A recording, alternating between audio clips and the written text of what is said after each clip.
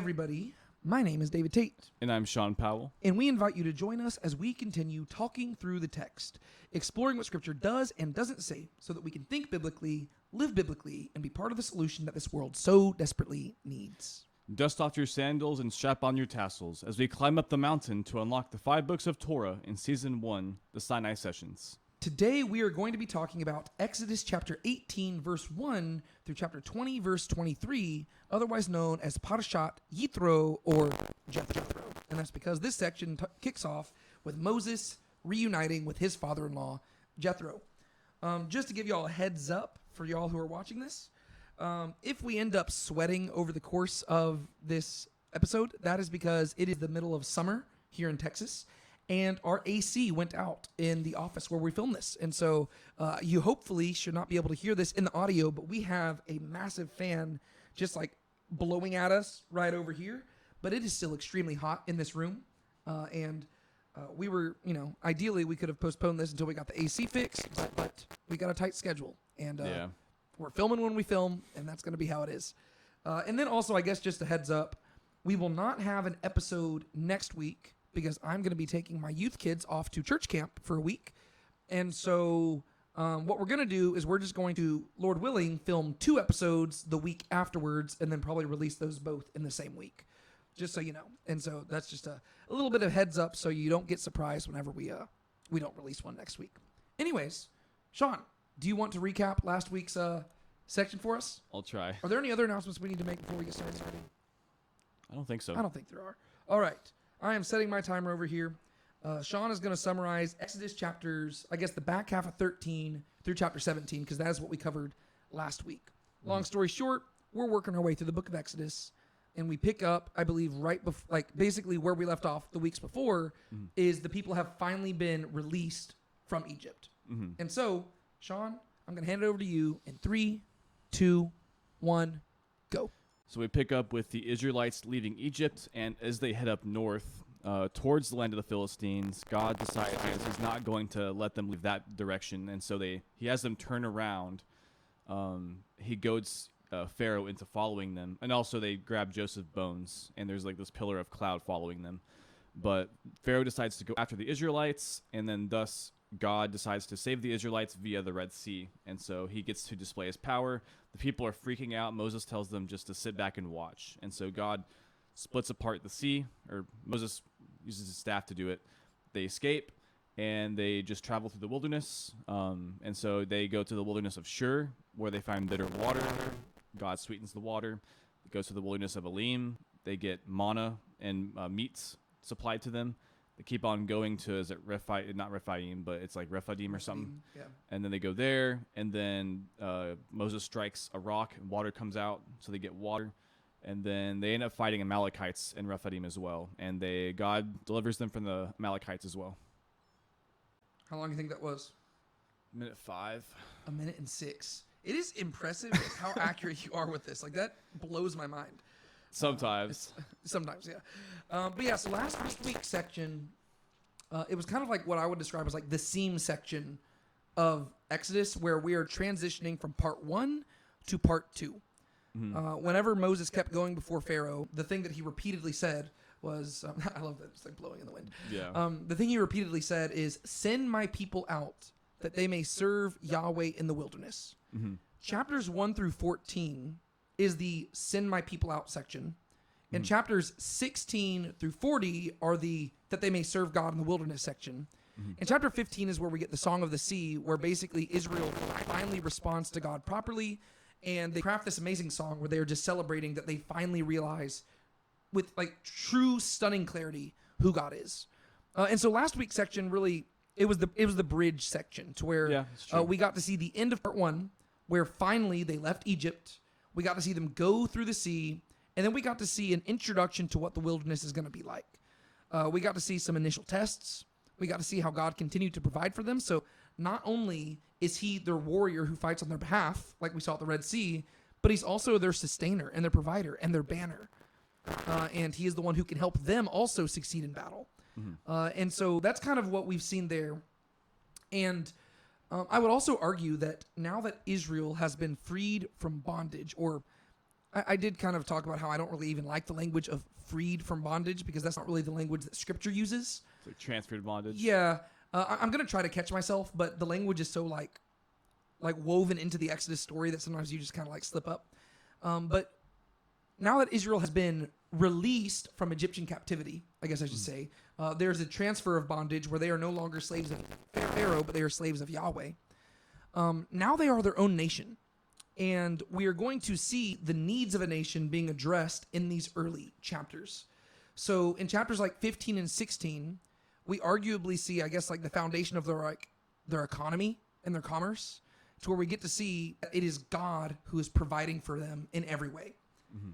And then whenever you get into chapter 17, you also get the foundation of their army. And once again, it is God who is providing for them. And where we pick up today is we're going to see the foundation of their government. And what's going to be interesting is that the foundation of their government is not going to ultimately come from God, but it's going to come from a Gentile who gives advice to Moses. And it's going to be his father-in-law.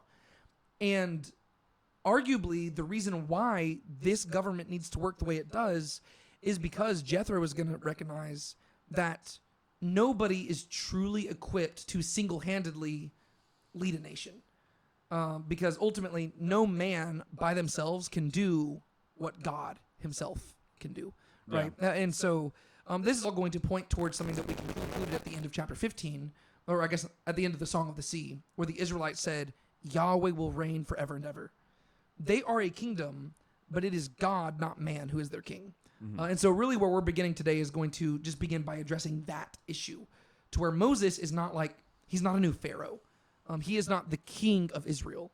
And so the question becomes, what really is his role? Because currently, where we're going to start off today, is that Moses is kind of, doing everything. And that's where Jethro's going to come in and say, it shouldn't really be that way, right? It seems like that's really God's primary role. Yeah. And so are you ready to hop in? Let's do it. All right. Well, we open up to Exodus chapter 18.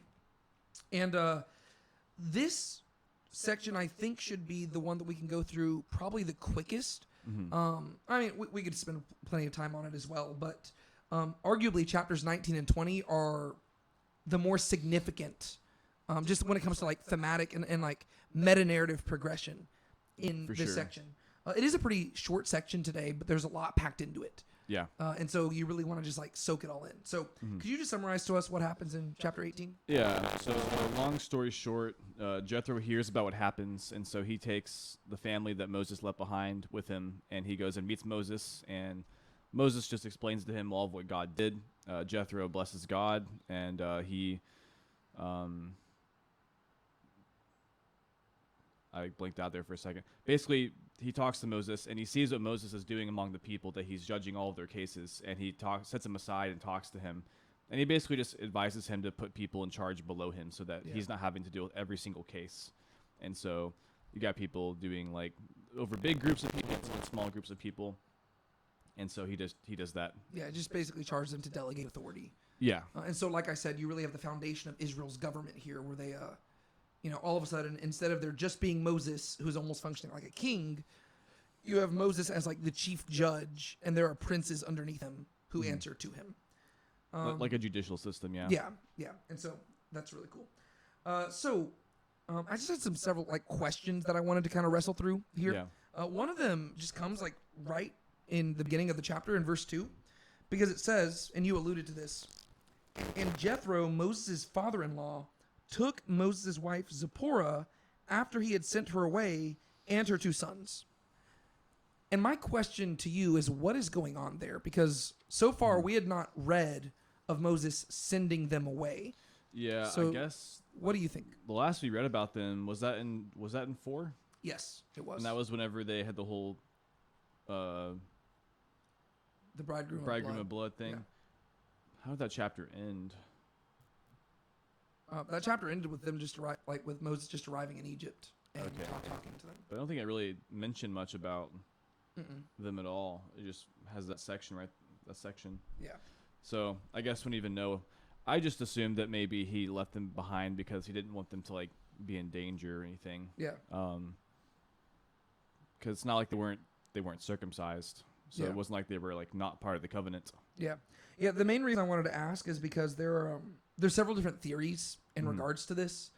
Some people take much more extreme interpretations where they think that like Moses like tried to divorce her or something like that. Oh. I don't really see any evidence for that in the text, mainly because it seems like the reunion with Jethro is a pretty happy one. Yeah. It doesn't seem like there's any like animosity of like him like sending the daughter away and like, but some people have suggested that Moses wasn't happy about the bridegroom of blood incident, and therefore sent her away in like frustration. But the text just doesn't say that. That'd be a big assumption.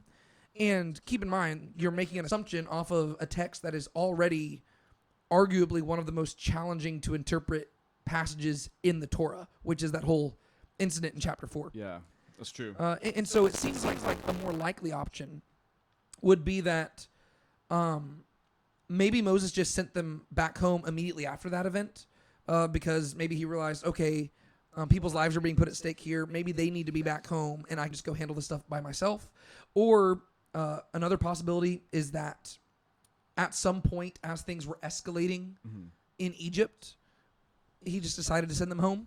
I mean, Pharaoh was like threatening their lives and stuff at different points, and so I could see that. Yeah, it could be that he says, you know what, maybe you just go back home to your dad, and we'll meet you there soon.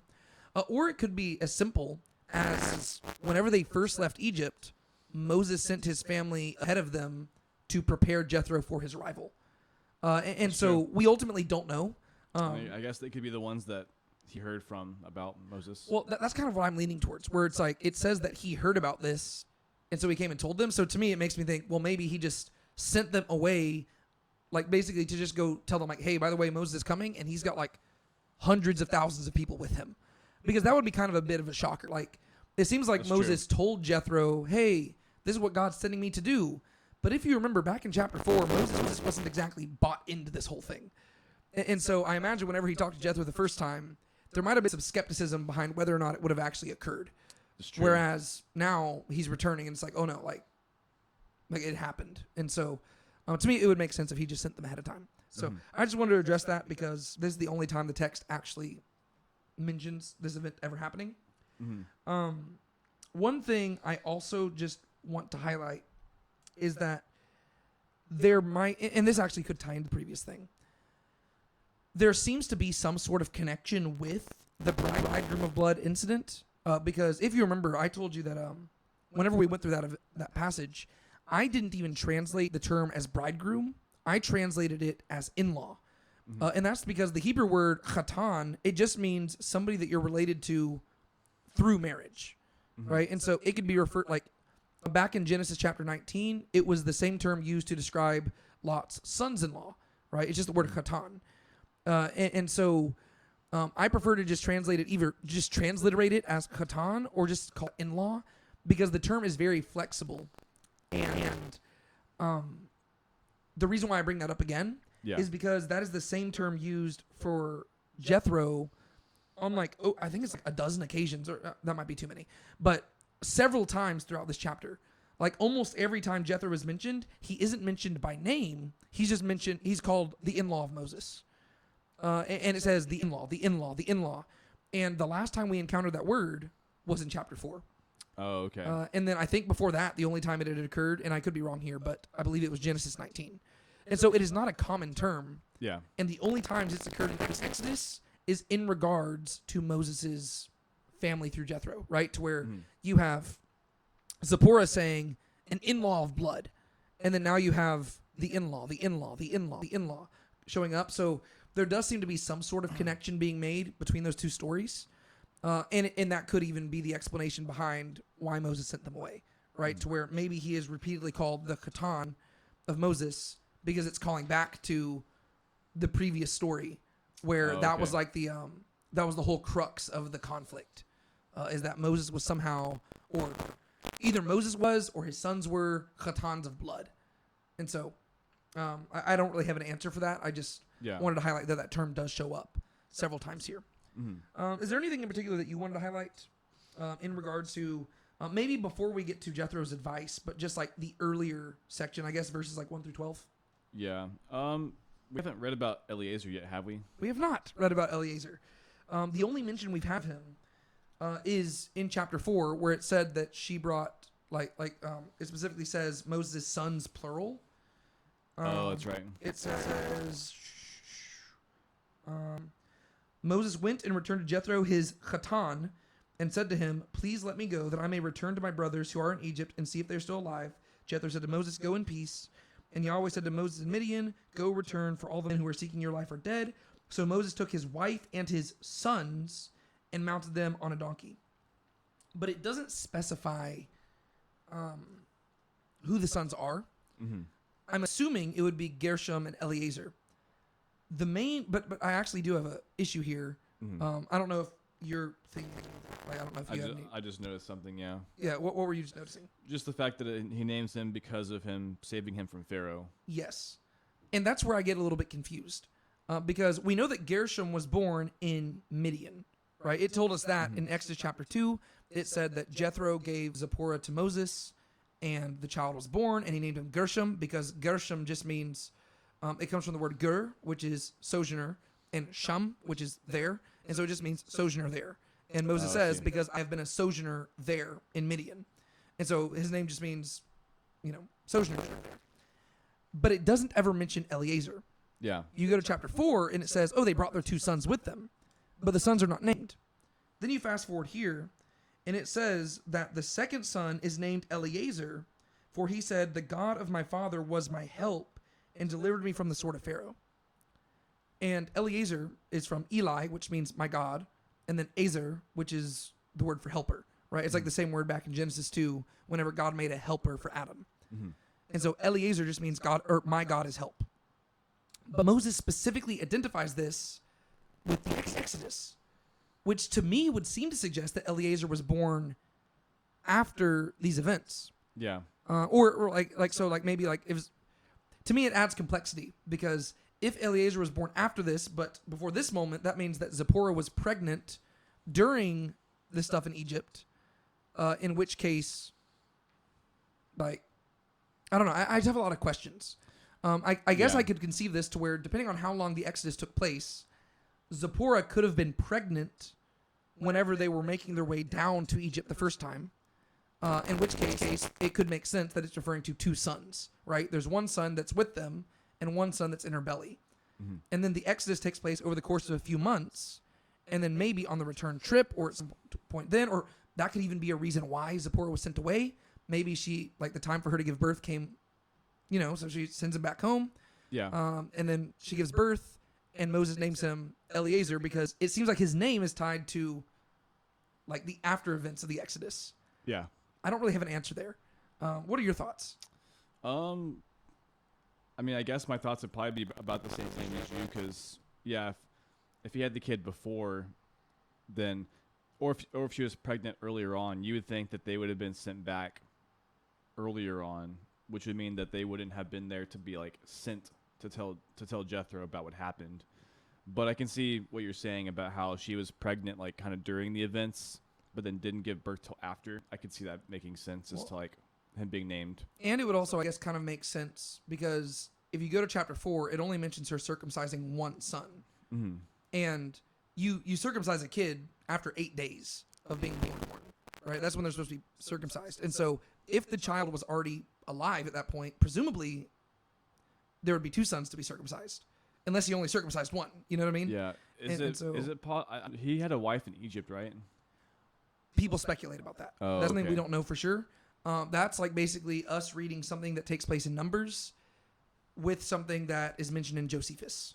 So I'm thinking of Joseph probably with the having with. Oh Pharaoh. yes. Joseph had a wife in Egypt, and that's when he had Manasseh and Ephraim.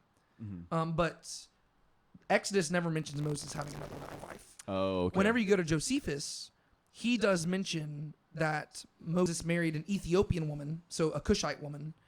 And sure enough, in Numbers later on, Miriam and Aaron, they raise a dispute against Moses because he had married a Cushite woman. And a lot of people debate about who the Cushite woman is. Did Moses take another wife? Or is somehow Cushite being used as synonymous with Zipporah? She's Midianite. Or is Cushite being a racial slur? If Zipporah was darker skinned? Or if you read that alongside Josephus, it would suggest, well, maybe Moses had married somebody before, and then whenever he left Egypt, he married Zipporah and started a new life together. And then you could almost like read those like, it's kind of like the story of David, where whenever David was on the run from Saul, he got married to a bunch of women, but then whenever he took the throne, he demanded that like Saul's daughter be given back to him. Yeah. It almost could be something like that. I see. But yeah, so Moses' life is very complicated. Like, and I just want to highlight, it makes sense for there to be like gaps in our understanding here because we're told so little about Moses' life, right? I mean, we're told more about just like how he relates to the people of Israel, but 80 years of his life is summarized in 2 chapters of the Bible. And then the next, like the rest of Torah covers 40 years, but even then we're not learning much about his private life. We're learning about, specifically how he mediated between God and Israel. And we're not given a lot of like, other than just like little tidbits here and there. And so it makes sense why there would be like gaps and questions and stuff, but I don't know. So to me, we probably spent way too long on this, but it would make sense if Zipporah is pregnant with their second child and then one child is already born. They're making their way down to Egypt, and that would make sense why only one child is circumcised, and that'd be Gershom. And then maybe Zipporah is sent back home. She gives birth. Moses returns, names the kid Eliezer. I don't know. That there's a lot of speculation there, but that is a satisfying way of like tying everything together in a way that makes sense. Or it could be possible that these I think this is what you were hinting at earlier. It could be that the sons mentioned before were like sons from a previous wife or something like that. I don't know. Any other thoughts in regards to that? I don't think so. Okay. It's good enough for me. Yeah, probably spent a little long on that, but to me, it was something that I was trying to wrestle through. Yeah. Just because it's interesting details there, and I don't really see people wrestling through it that much. They kind of just like breeze through it. Yeah, exactly. Anyways, verses 5 through 12, we have this interaction where Jethro has heard everything that went down with Moses and Egypt and everything, and then he responds and he says that, now I know that Yahweh is greater than all the gods. What do you think is the purpose of this like whole interaction here? Because it seems like Jethro's main contribution comes in the back half of the chapter. Yeah. Why do you think that this first half needs to be included? Because we just highlighted how we're told very little about Moses' like day-to-day interactions, but the text includes this. Why do you think that is? Yeah. I guess I don't have a specific reason. I do think it's interesting, like, that Jethro, it seems like he is already familiar with Yahweh as well as the other gods. And so it kind of makes you wonder, like, the dynamic there. Like, maybe Jethro he was already aware of, like, Yahweh plus all the other gods, and maybe he just, like, had faith that, like, I don't know, maybe he had, like, this, like, kind of, like, secret hope that, like, Yahweh would, like, prove himself to be, like, a greater power than the other gods, to where, I don't know. I mean, I think at the very least, I would say that verse 11, where verse 11 kind of summarizes, like, part of the purpose of the Exodus as a whole, which is that Yahweh is showing that he is greater than all the gods. And so, like, how that affects Jethro, that's kind of the effect Yahweh is trying to have on everybody. Yeah. Well, I think what you're saying there, like, hit the nail on the head, because one thing that we have seen repeated again and again in the early chapters of Exodus is that this event is supposed to be like the formative and like central testimony of the Israelite people going forward, to where every single festival they celebrate commemorates this event. Every single, like almost all the rituals they do, a lot of them tie back to this event. The way that the Gentiles are going to respond to Israel a lot of times calls back to this event. Just like for us Christians, we would say that our faith is a faith that rests on the centrality of the resurrection, right? The resurrection of Jesus. If the resurrection happened, then everything we said is true. If the resurrection didn't happen, we need to close our churches, go find a new religion. Well, that's kind of how the Exodus was for the pre-Christian Jewish people. Yeah. Right? The Exodus was the central event. And if it did not occur, then who are we, you know?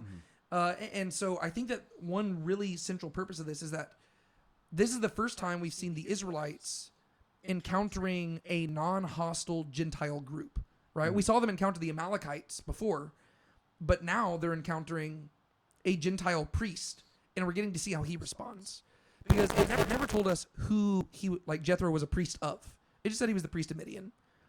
And so presumably, we know that Midian was descended from Abraham, but we don't know how faithful they were to Abraham's like traditions and beliefs and stuff.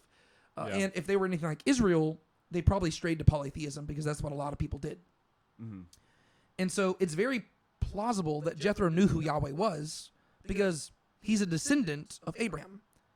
But it's also very possible that he didn't know that Yahweh was like the God of all gods. Yeah. You know what I mean?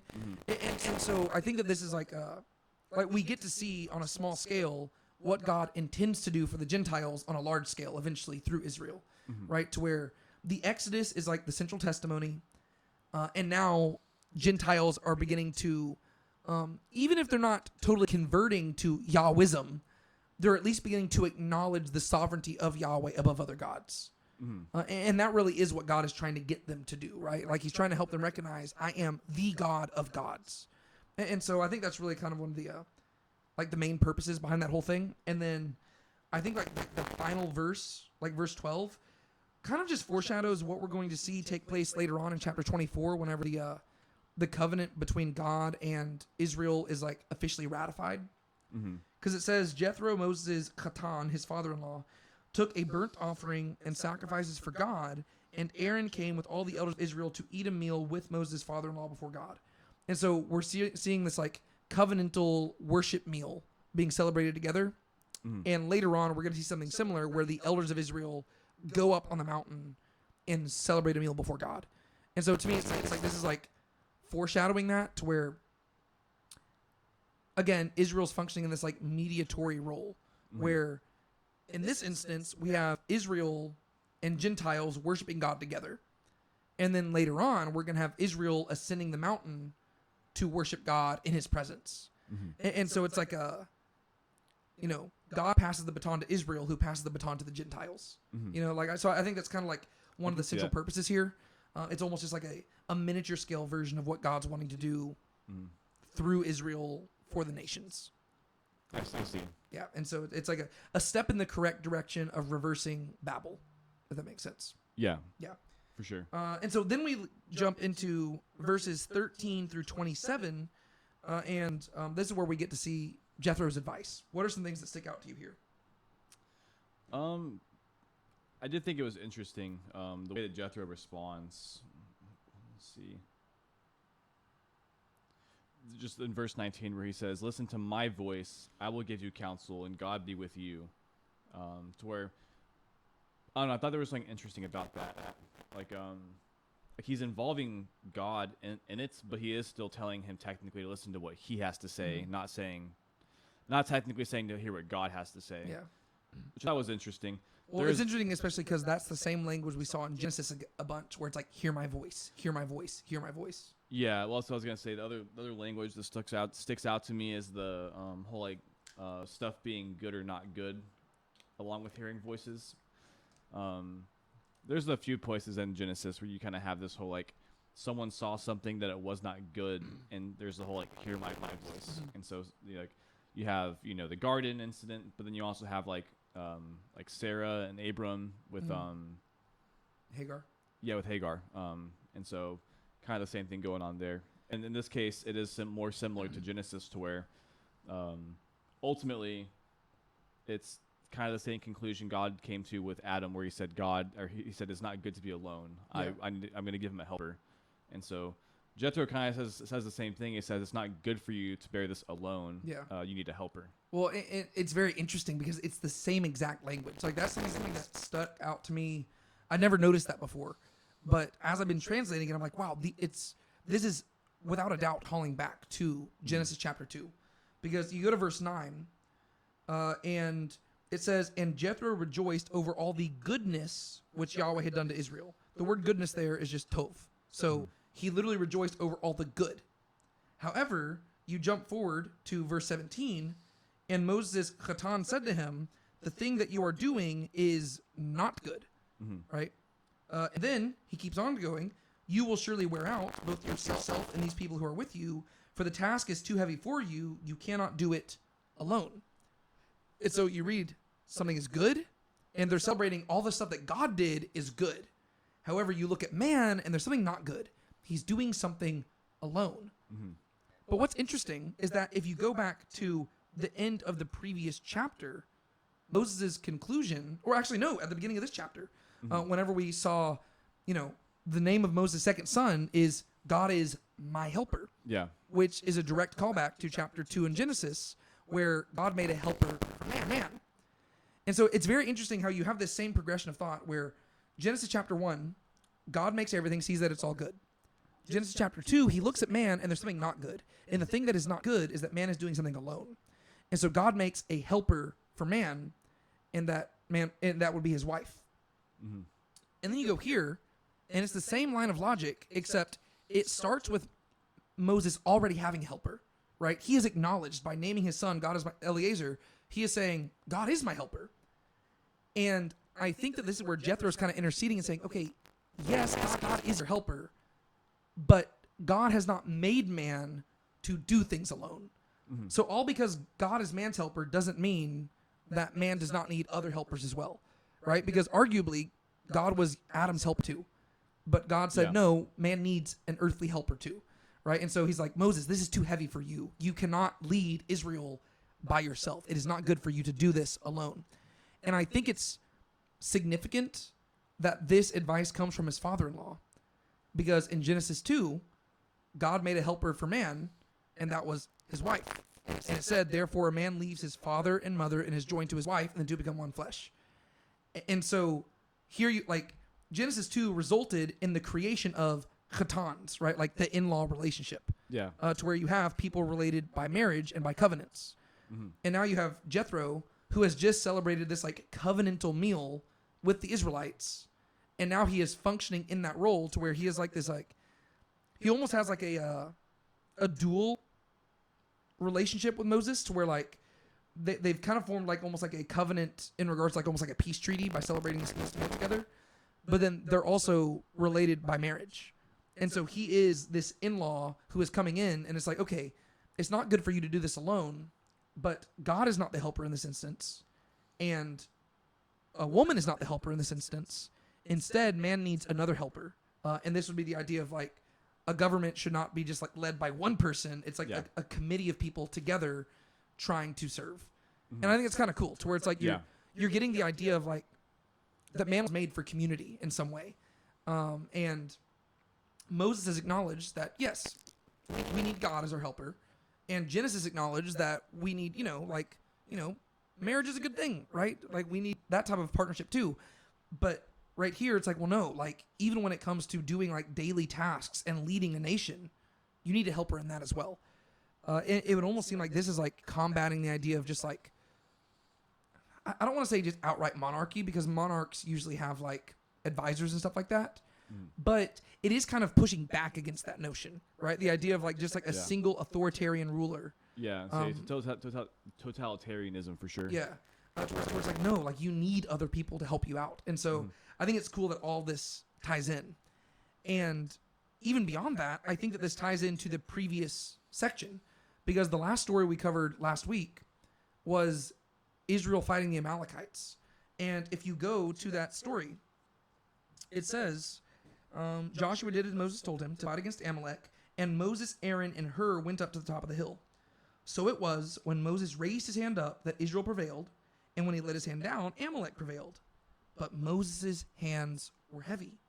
Then they took a stone and put it under him, and he sat on it, and Aaron and Hur supported his hands, one on one side and one on the other. So we have this picture of Moses being incapable of doing a very basic thing, just lifting your hand. But his hands were too heavy for him. And so he could not lift his hand alone. And keep in mind, the hand is holding the staff of God. That's true. Right? So the staff represents leading God's people and doing God's work. But he cannot lift that staff alone. And so he has two people come to his side, hold his hands up for him. And it's because his arm was too heavy to bear alone. Well, you go to here, And it says, verse 18, you will surely wear out both yourself and the people who are with you, for the task is too heavy for you. Right? And so this directly calls back where he's saying, this is too big of a task for you by yourself to carry. You need other people to help you, kind of like Aaron and Hur did in chapter 17. Right? You need more Aarons and Hurs to help you out. And what's also cool is that same word for heavy is just like kabod. Throughout the rest of like the Exodus events and like the plagues, God was saying, I will show you how heavy I am, right? He is demonstrating that like he is super heavy, like God is glorious, right? That's the word for heavy and glory is the same thing. Oh, okay. And so he is demonstrating his glory to them, and then he is the one who's making Pharaoh's heart heavy and stuff like that. So I think it's like a very, like this section is very nuanced because it's got a lot of callbacks, and like you have to read it in light of the other stuff to understand what's truly being communicated. It's like a man cannot do God's job by himself, right? God has given Moses this crazy task of leading his people. Moses is the one who holds the staff of God in his hand, but that staff is a heavy staff to bear, and he needs other people to help him bear it with him. Yeah. And so we already saw that practically in chapter 17. And now Jethro, he just observes for a day, and he's like, are you doing this by yourself? And Moses says, yeah, I mean, I'm the prophet. People come to me, and I give them the answers. And Jethro says, that's too heavy for you, right? And like, hear my voice, for God will speak through me. And so Jethro is like this Gentile priest who is giving like divine wisdom to Moses and saying, you've got to lead a different way. You were not meant to be a new Pharaoh, right? Whenever God redeemed them from slavery, he did not make you their new master. God is their king. God is their master. God is their Pharaoh. You're simply another slave of God. And you need other people. Like, it's kind of like God is the new Pharaoh and Moses is the taskmaster. And now he needs like the other officials to help him out, if that makes sense. It's like, I don't know. I think that's kind of cool. Yeah. It is kind of like you can almost look at these chapters of Exodus as being like a progression of the early chapters of Genesis, to where it's like things are progressing because in Genesis, like 1, 2, through like the flood, you have like things happening on a relatively small scale. Like you have creation, like God, creating, order through chaos, and, creating light and darkness, and there's the chaotic waters that are being subdued. But then you have, like one man being created, and then woman being created, and there's like this marriage between them, to where now you have a whole nation being delivered through chaotic water, and God shows up as the light in the darkness, and then he ends up, as we're going to read, basically having this marriage between him and a whole nation of people. Yeah. And so, and the helpers being created is like lots of helpers, to where it's like almost like a second iteration of creation, but like things are progressing. Yes. Well, yeah, because Israel, and we talked about this last week, Israel is a new creation, right? To where they are the people who emerged from the chaotic waters on dry ground. And now they are this nation of absolute chaos, and God is having to whip them into order, to where they have no food, they have no water.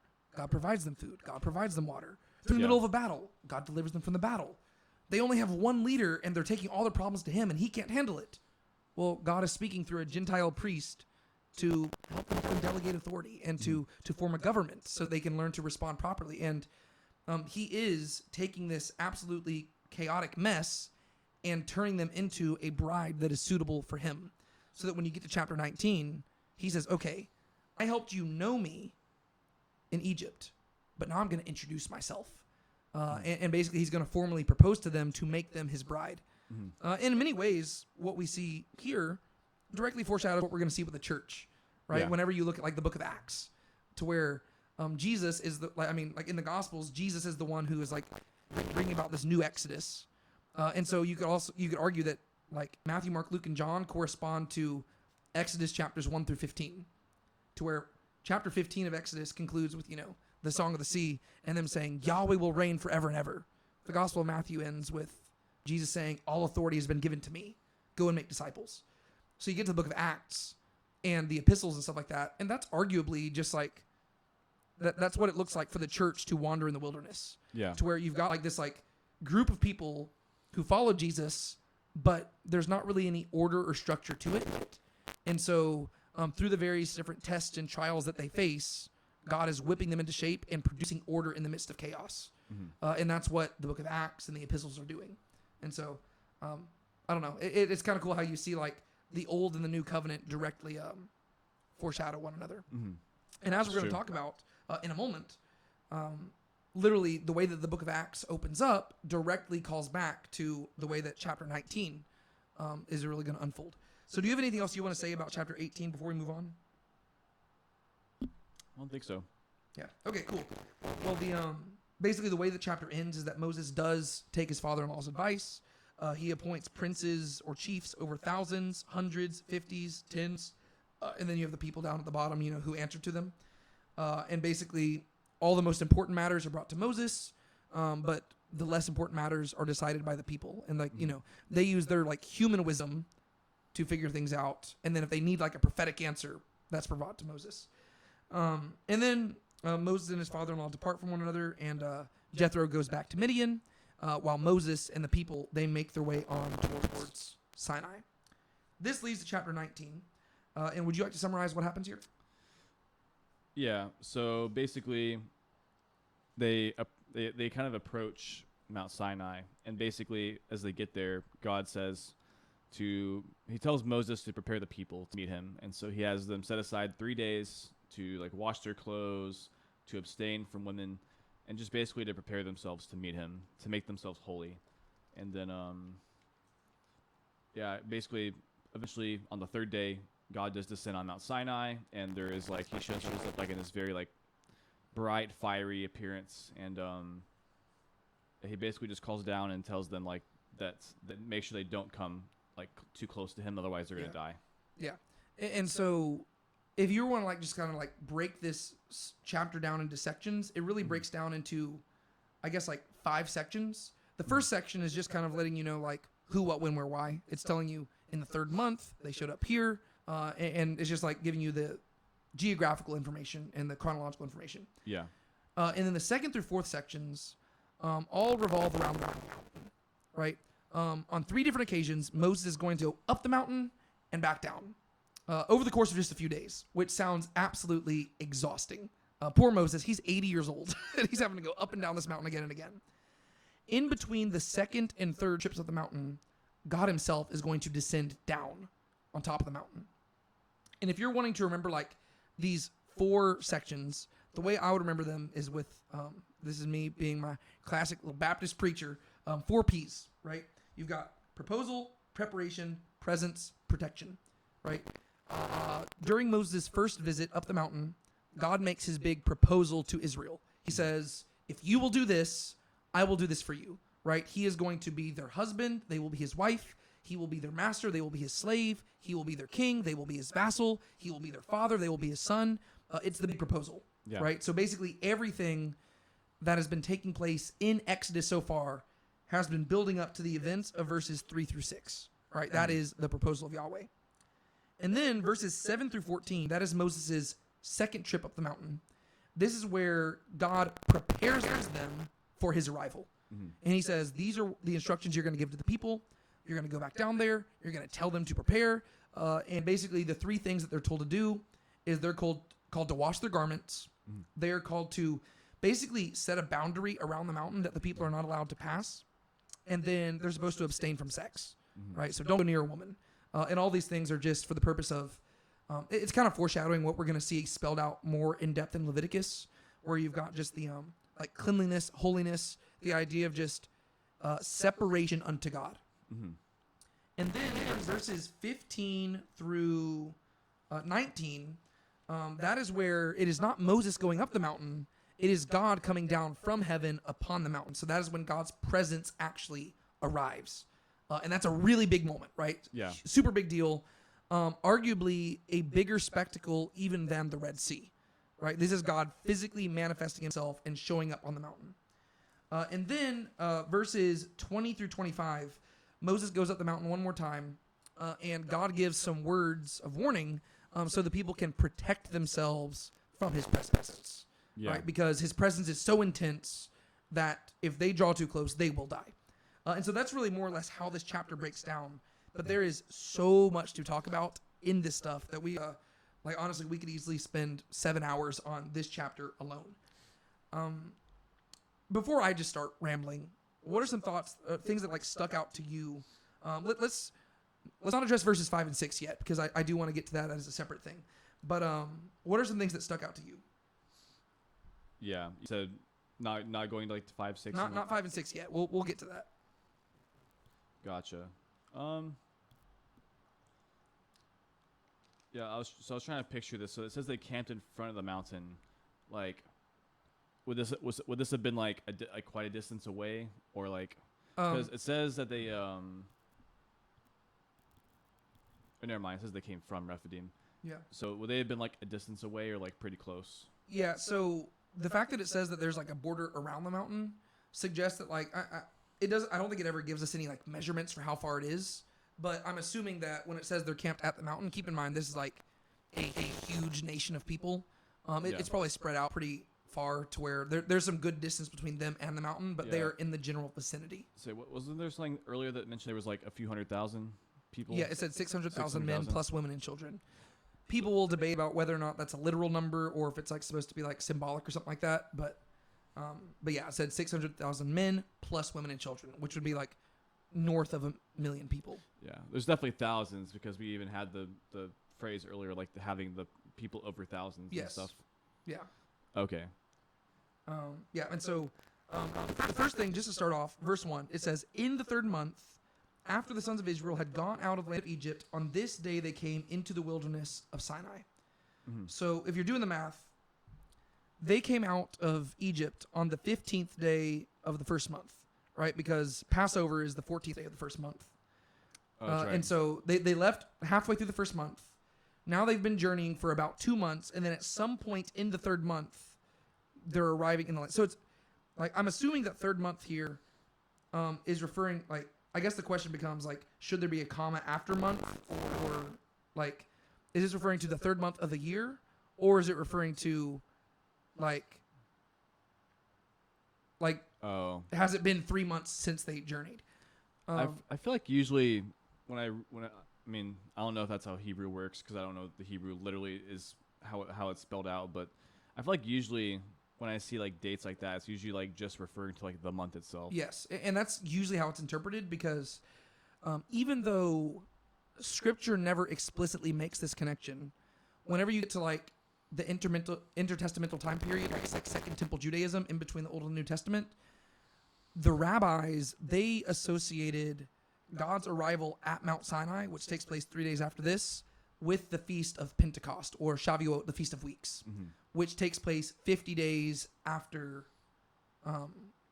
Passover, right? Oh, that makes sense. And so at the very least, it really either one works, because since Passover takes place 14 days into the 1st month, whether this is in the 3rd month or like if it's in the 3rd month of the year or literally in the 3rd month after they literally left the land, you're dealing with the flexibility of like 2 weeks. And so either way it works. But in general, the rabbis have associated God's arrival with Pentecost, which is 50 days after Passover, right? So because Pentecost is the first day of the Feast of Weeks, and the Feast of Weeks is called Weeks because it is 7 weeks after Passover, so 49 days. So the 50th day. And so Pentecost is 50. The reason I want to highlight that is because from a New Testament perspective, this is really cool, because God's arrival on Mount Sinai, if this just took place at Pentecost, well, that is when God arrived to give the Old Covenant, right? What we would call the Mosaic Covenant to the people. Yeah. Well, whenever you fast forward to Pentecost in the New Testament, 50 days after the second Exodus, which is Jesus' death, well, when you go 50 days later, you have God giving the new covenant to the people, right? And God once again descends like fire upon his people, but instead of descending upon the mountain at a distance, he descends upon them and makes them his temple. And so there's like there's a cool connection there to where it literally is a repeat, which was what I was talking about earlier, how the Gospels are basically a second Exodus, and then you have the book of Acts, which is basically a second wilderness time period. Yeah. To where you have, it begins with the inauguration of a new covenant. God descends in fire and gives the law, not on tablets of stone, but upon the hearts of man. And rather than making Sinai his dwelling place for a little bit, or the tabernacle, to fast forward, he makes like the church his tabernacle and his temple. And so it is kind of cool whenever you get to the New Testament and you look back that there is like that deliberate echo taking place there. Yeah. So I just wanted to highlight that. I was going to say a small thing, but I think in my head I always just like picture like them getting here right after they leave Egypt. But it's not as big thing, but just realizing that there was a few months in between. Yeah. Well, yeah, and so we saw that because whenever we saw them grumbling about the bitter water, that was 3 days after the Red Sea. But then whenever you get to chapter 16, whenever they start running out of food, and that's when they need the manna, it says that's the 15th day of the second month after the departure from Egypt. And so now it's been a little bit longer. And then you fast forward basically another month, and that's when they're finally arriving at Sinai. And that's because I know people always make the joke about, that traveling through this wilderness does not take that long. But keep in mind that they aren't just making a straight line trajectory to the promised land. No, they're going to Mount Sinai, and even then, they're following this pillar of cloud that's leading them. And whenever the pillar of cloud stays, they stay. And so they're not just like, it's not like every day they're packing up and be like, all right, we're making like a hard line trajectory. No, they're taking their time, and they're kind of functioning as nomads at this point. That's true. And if you have 600,000 men plus women and children, you're not going to be moving quickly. That's also a fair point. Yeah. And then also with just this whole section, is this the first time that God has like made an appearance on earth in a sense? Like a public appearance like this, yes, like in front of everybody. Yeah, I guess there's been like the people showing up, but I guess what I mean is like, we talked about how in Genesis, the earlier chapters, the earth was like his cosmic temple, and so like, but then he ended up destroying the earth. Yes. And so, but he hasn't really had like an appearance like that since then, has he? No. So, basically, Genesis 3, we see that it describes God as like coming in like the wind of the day. Which would almost seem to be describing like, later on whenever you have like Yahweh being described as like the cloud rider, it'll seem to be describing him in a way like that. Yeah. But after that, we see God showing up in like some sort of human like theophanic form that people like, that's how people would refer to it. The thing, like the most similar thing I could think of would be Genesis 15, whenever God shows up in like the torch and the burning oven. Yeah. And then also Genesis chapter 28, whenever Jacob has his vision of like the stairway, where it says that God was standing atop it. But even then, we don't know what form he was taking in that instance. But I guess the phrase I meant to say was like, there hasn't really been a point where he's like come to dwell. No. It's always been like he's made appearances. No, and that's why this chapter is so central, right? Because this is like this is the big one where God literally just shows up and, well. I want to nuance this in a second, but this is a big step in the direction of God's ultimate plan for humanity, right? Because I've argued that the story of Scripture is God's commitment to dwelling with man again, and right here, he is making that commitment evident to the people. And I would argue that verses 5 and 6 are really where he lays that out.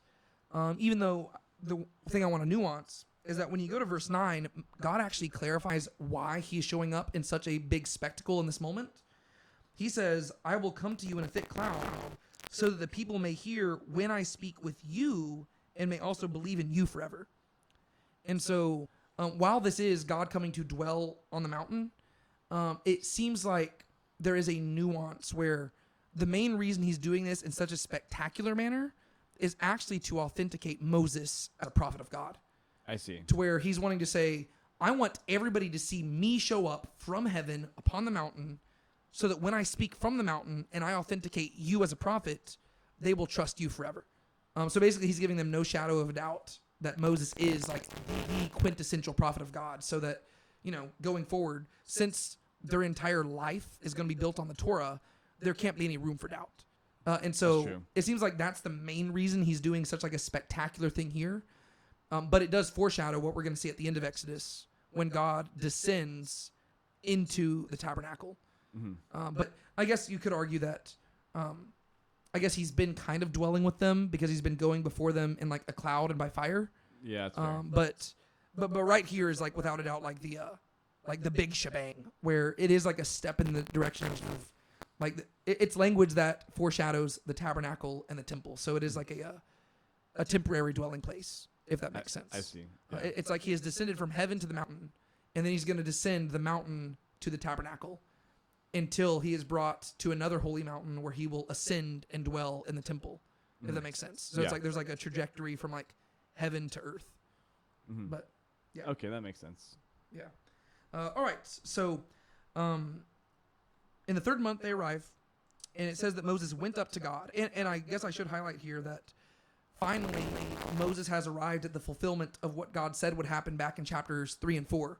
Yeah, whenever that's true. God had said, you will know that I am with you whenever you bring this people back to the mountain. And we kind of laughed about that back then. But now we've arrived at that moment to where Moses has returned to the mountain. He does have the people with him. And so he just like goes up to God.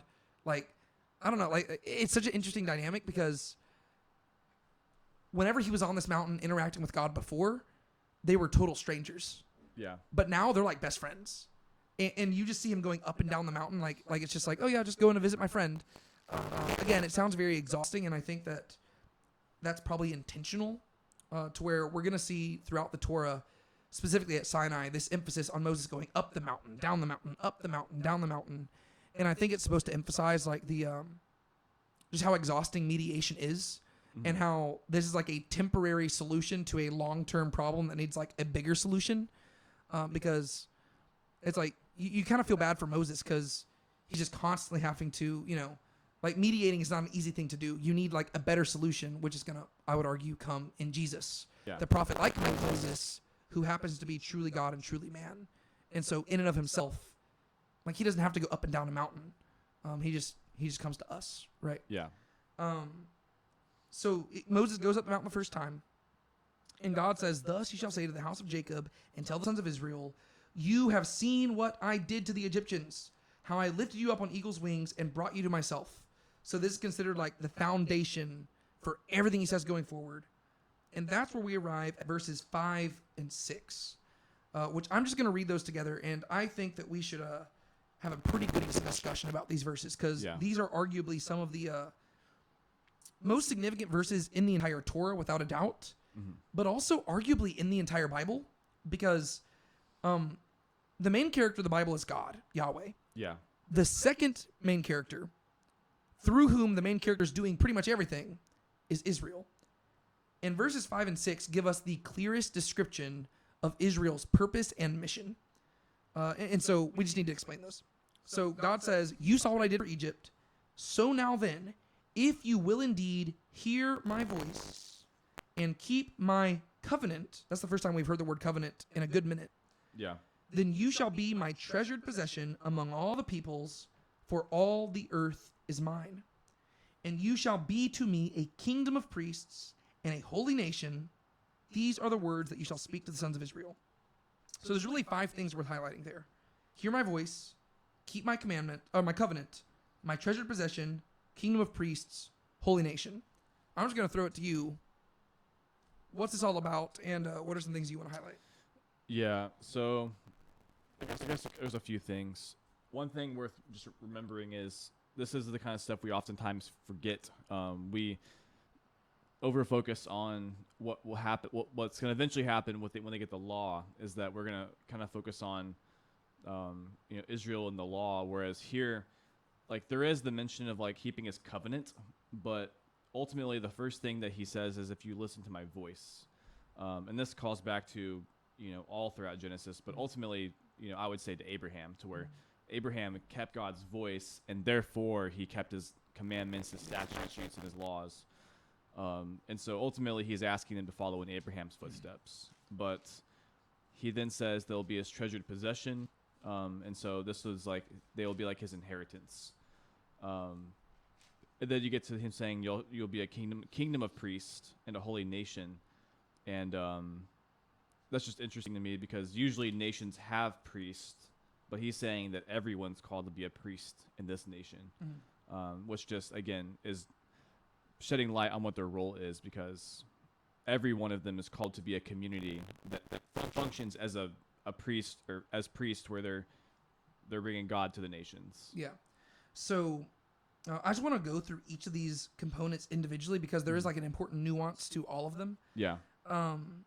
And one thing worth addressing here, this is where we're starting to get into some nuanced aspects of Israel's relationship with God.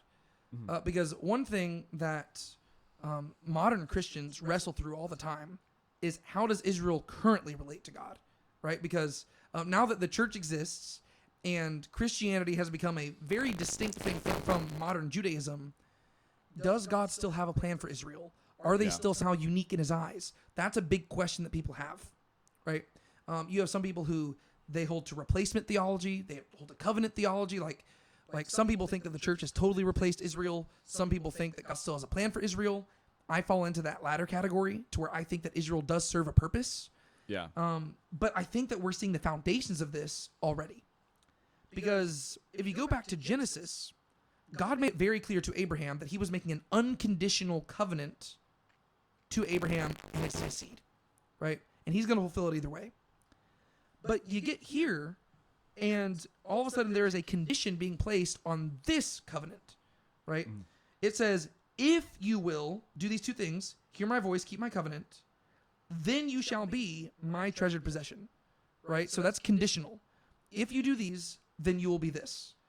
And this is why oftentimes, whenever we talk about the different covenants in Scripture, we would say that the Mosaic covenant is a conditional covenant.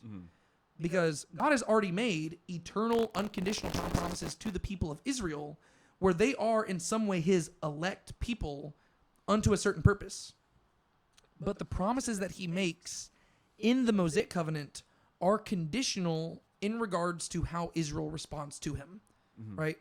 And so what he's saying is that this is basically just a very shortened version of what we're going to see again in Leviticus, what is it, chapters 26 or 27? I forget right now. And then like specifically Deuteronomy chapter 28, right? Where God will say, if you obey my commands, things are going to go well with you. If you disobey my commands, things are going to go absolutely horrible for you. And so either way, God is going to use Israel to accomplish his purposes. Yeah. Because they are elect unto his ultimate like redeeming plans, right? This is where I would begin to make like a distinction because whenever people use the word elect nowadays, they all mean different things. A lot of times people from more like Calvinistic circles in Christian, if you don't know what Calvinism is, go look it up. I'm sure if we ever get to the New Testament in this podcast, we'll go into it. But in more Calvinistic circles, people equate election to salvation, like elect unto salvation. And that's because I think that Christians have a tendency to basically reduce everything to eternal salvation or damnation. Yeah. I think that the way that Scripture uses the term elect isn't necessarily in regards to salvation. It's in regards to just God's purposes, right? Yeah. And I think that it's very clear God has elected Israel out of all the nations to do something unique. That doesn't mean that everybody in Israel is saved. But then you do this Mosaic covenant here where it's like, well, no, if you obey me, then things will go well with you. Specifically, you will be my treasured possession. The question becomes, what does that look like? Well, you're going to be a kingdom of priests and a holy nation to me.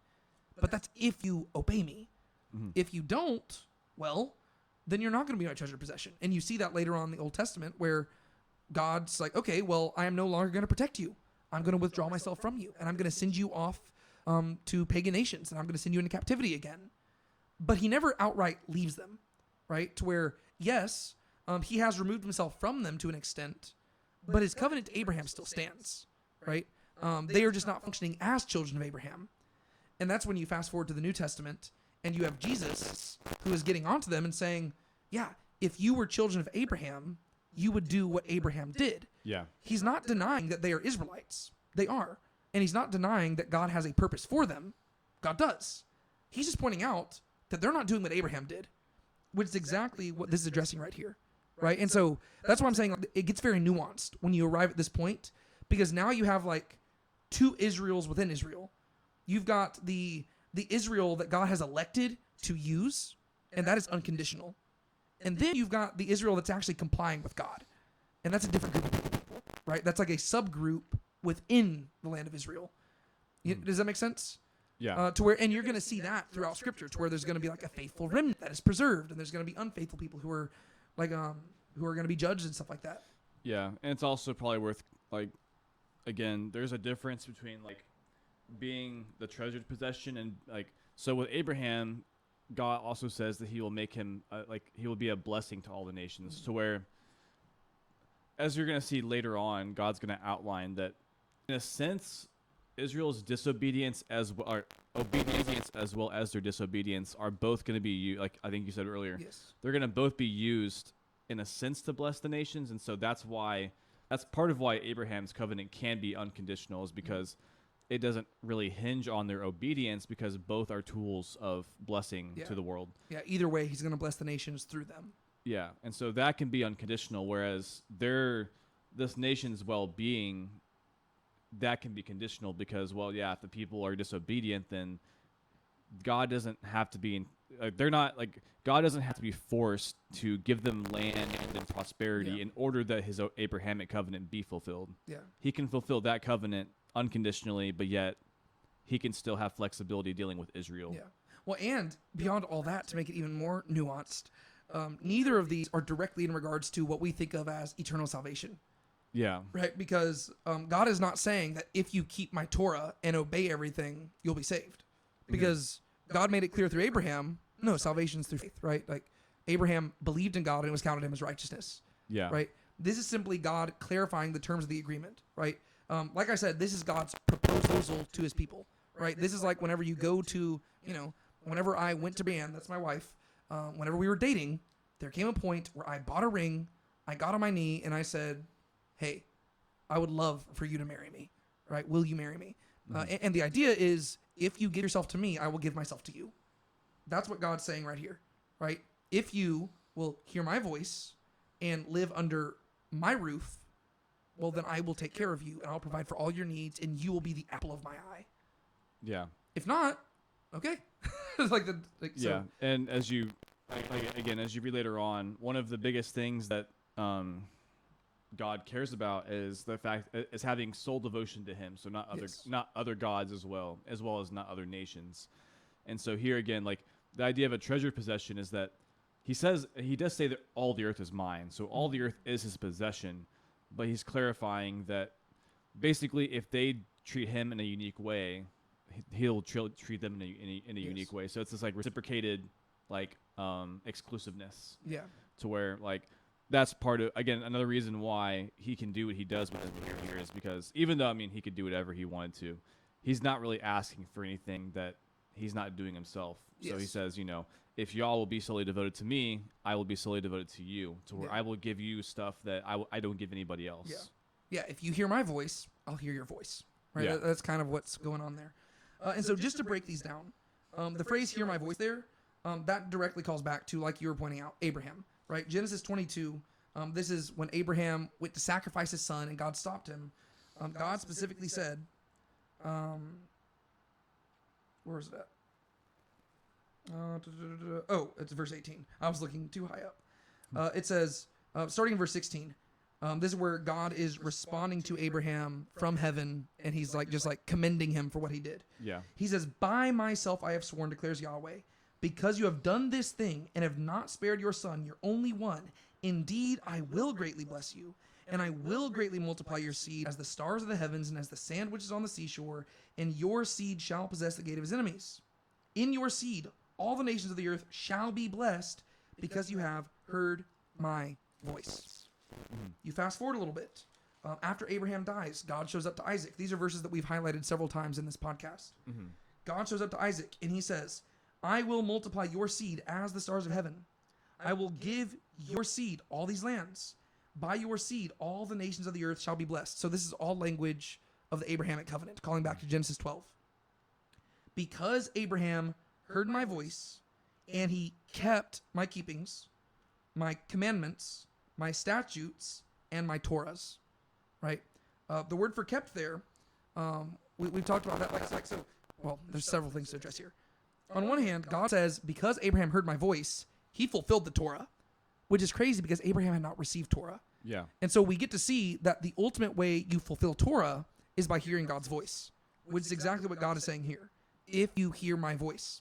Yeah. The next thing God says is, if you keep my covenant. Well, the word for keep is the same word that is ascribed to Abraham here. right? Where it says he kept my keepings, my commandments, my statutes, my Torahs. The word for keep there is shamar, right? It is the word to guard, to keep, to watch. And it's the same word we saw earlier in Torah, whenever it said in Genesis 18 that God has chosen Abraham to keep the way of Yahweh by doing justice and righteousness. And that's specifically what God made his covenant to Abraham for, right? Yeah. He is called to hear God's voice, and the way he does that is by keeping justice and righteousness and leading the nations back to Yahweh. Israel has inherited that same calling. Yeah. So now God shows up, and he says, you need to hear my voice and keep my covenant. The question becomes, what covenant? Well, we know it can't inherently be the Abrahamic covenant, because that one, God made it clear, it doesn't directly hinge on you. All the things that God said in the Abrahamic covenant is just, I'm going to do all these things for you no matter what. There was nothing for Abraham to outright keep, but Abraham did learn to hear God's voice over the course of it. So we haven't seen the word covenant show up, but the thing is, as this chapter progresses and as we go into the next several chapters, the word covenant is going to begin to show up, right? And so the covenant he's talking about is the covenant of Torah itself, right? So we would call this the Mosaic covenant, but as Christians, we would typically call this the Old Covenant, because whenever we talk about the, like later on in the New Covenant, like whenever you get to the later prophets and they say that God is going to make a new covenant, it isn't contrasted with the Abrahamic covenant, it's contrasted with this one, right? To where specifically, okay, you have failed to keep the Torah, so God is going to give you a new covenant where he puts Torah on your heart. And so that's why we would call the Torah the Old Covenant. And it's not that God got rid of it, it's just that he kind of, in many ways, like updated it, I guess you could say. Yeah. Right? He updated the terms and conditions a little bit. And so he says, the two things you need to do is hear my voice, keep my covenant. In other words, live like Abraham, obey the Torah, right? Do those two things. If they do those, then you will be my treasured possession among all the peoples, for all the earth is mine, right? So God is saying, I am not just like, the gods of the Canaanites or the gods of the Egyptians who were by and large viewed as like regional gods. Yes, they would write stories where like, Baal was like in charge of all things, but they were still very much like localized beliefs. Right. Yeah. And if they went to another territory, they would be like, oh, yeah, well, Amun-Ra is in charge of Egypt. They viewed the gods as like localized. God says, no, all the lands are mine. The whole Eretz, everything that I made, that belongs to me. And therefore, he is the king of all the earth. But if they do these things, he will specifically rule as king over them. And so he is saying, I will be your king. Right. That's the whole implication here. They already said in chapter 15, Yahweh's going to reign forever and ever. And he says, yeah, that's true. But if you live like Abraham, and if you keep my Torah, I'll be your king in particular. Right? So the whole earth is God's footstool, but Jerusalem, Israel, will be his headquarters. Right? That's what he's promising here. The question becomes, what does that look like? And that's where you get to verse 6. And he basically gives two descriptions. You will be a kingdom of priests and a holy nation. Typically, whenever you look at ancient places, like, priests are a subcategory of a larger kingdom, right? Those are the people who specifically guard, like the religious or ritualistic aspects of things. Yeah. There are some cultures where the king would be a priest, but God's made it very clear that he's the one ruling over them, right? So Israel is not a king, right? God is their king, and they will be his priests. And the idea is that all of them will be functioning in this capacity. And what is the main job of a priest? To mediate between like man and God. Yeah, a priest represents God to man and represents man to God. And so the whole point is that Israel's purpose will be that they represent Yahweh to the nations and they represent the nations to Yahweh. They're serving an intermediary role in the same way that Moses is serving to them. Right? God says, that is what I will make y'all into. Every single one of y'all will be collectively a kingdom of priests. Which is a pretty cool notion. Yeah. There was something else I was wanting to highlight in regards to that. I don't remember what it was. It might come back to me later.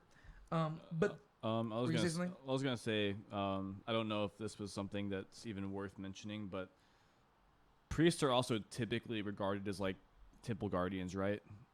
I guess so. I feel like in most religions, like the priests are like they guard temples. I was gonna say like if that was the case too, like if the whole kingdom is priests, then it's also like the land of Israel is almost like the temple, like the holy, like the holy nation. It's like set apart. It's like, it is kind of like a set apart temple that like the priests are guarding. Yeah, I could see that. To where it's just the whole land is populated by it. Yeah, I mean, I don't know if that's what it would be going for at all there, but yeah, but well, I think the main thing is simply that, again, priests are usually a subcategory. Oh, this is what I was wanting to get at. The notion is that if they are a kingdom of priests, it would imply that their religion is not simply a component of their day-to-day life. It is the fabric of their entire nation, right? Because in a normal nation, priests are, they're the ones in charge of the ritual stuff. If the entire nation is a priesthood, well, that would imply that you cannot divorce Yahweh from the nation, which also makes sense because he is their king, right? If God is king, then you cannot separate, like the way that we talk about the separation of church and state, that is not possible for Israel, right? You cannot divorce Israel from Yahweh, because the moment you do, Israel ceases to be distinct, right? Which ties into the second thing, a holy nation, right? Holy means set apart, right? You will be set apart unto God, right? To where everything about them will exist to serve Yahweh and to bring other people to him. And this is why later on, whenever they fail to hear his voice and fail to keep his covenant, God's going to say, why do I leave you in the land? Right? You are no better than the Canaanites. You're no better than the Egyptians. You're no better than the Babylonians. You are failing to keep the terms and agreements, and therefore you do not serve the purpose for which I appointed you here. And so he sends them into exile, right? That does not mean that he totally abandons them, because the scriptures make it clear he's going to bring them back. He's going to restore them, and one day they will fulfill his purpose. But it does mean you didn't do what I told you to do in Exodus chapter 19, verses 5 and 6. Yeah. Right? You were supposed to do these things. You're not doing them. And so therefore you are not my treasured possession right now. And you are not functioning like a kingdom of priests. You are not functioning like a holy nation. And that was your one job, right? Your singular job was to represent me. You're not representing me. Therefore, what purpose do I have with you? And so he will take disciplinary measures to basically beat them to the ground so that they repent and eventually do fulfill that purpose. Yeah, to mold them. Yeah, and I would argue that Genesis to Revelation continuously teaches that Israel will eventually fulfill that purpose. But I would argue that even to the present, they have not fully achieved that.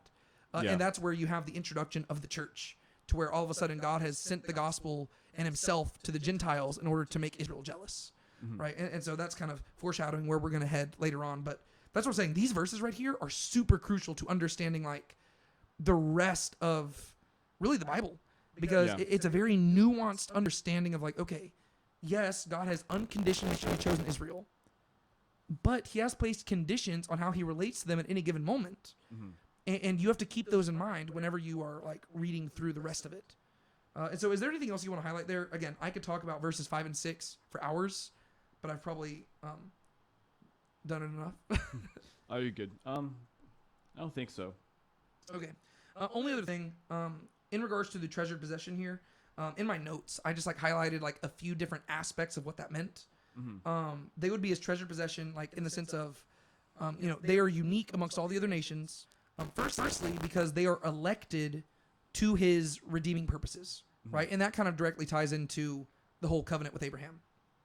Secondly, there is treasured possession because they are known by him in a special way, and they know him in a special way, right? So that's like later on whenever Paul talks about how Israel alone received the oracles of God, right? Other nations might have known about him, right? Jethro knows about Yahweh, but he's not receiving like the prophets of Yahweh.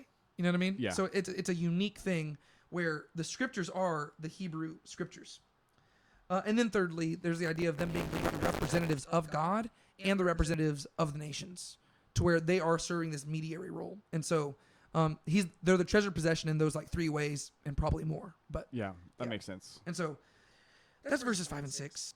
So much going on there. But then Moses goes down, and it says, verse 7, he came, he called the elders of the people, he set before them all these words which Yahweh had commanded him, and all the people answered together and said, all that Yahweh has spoken, we will do.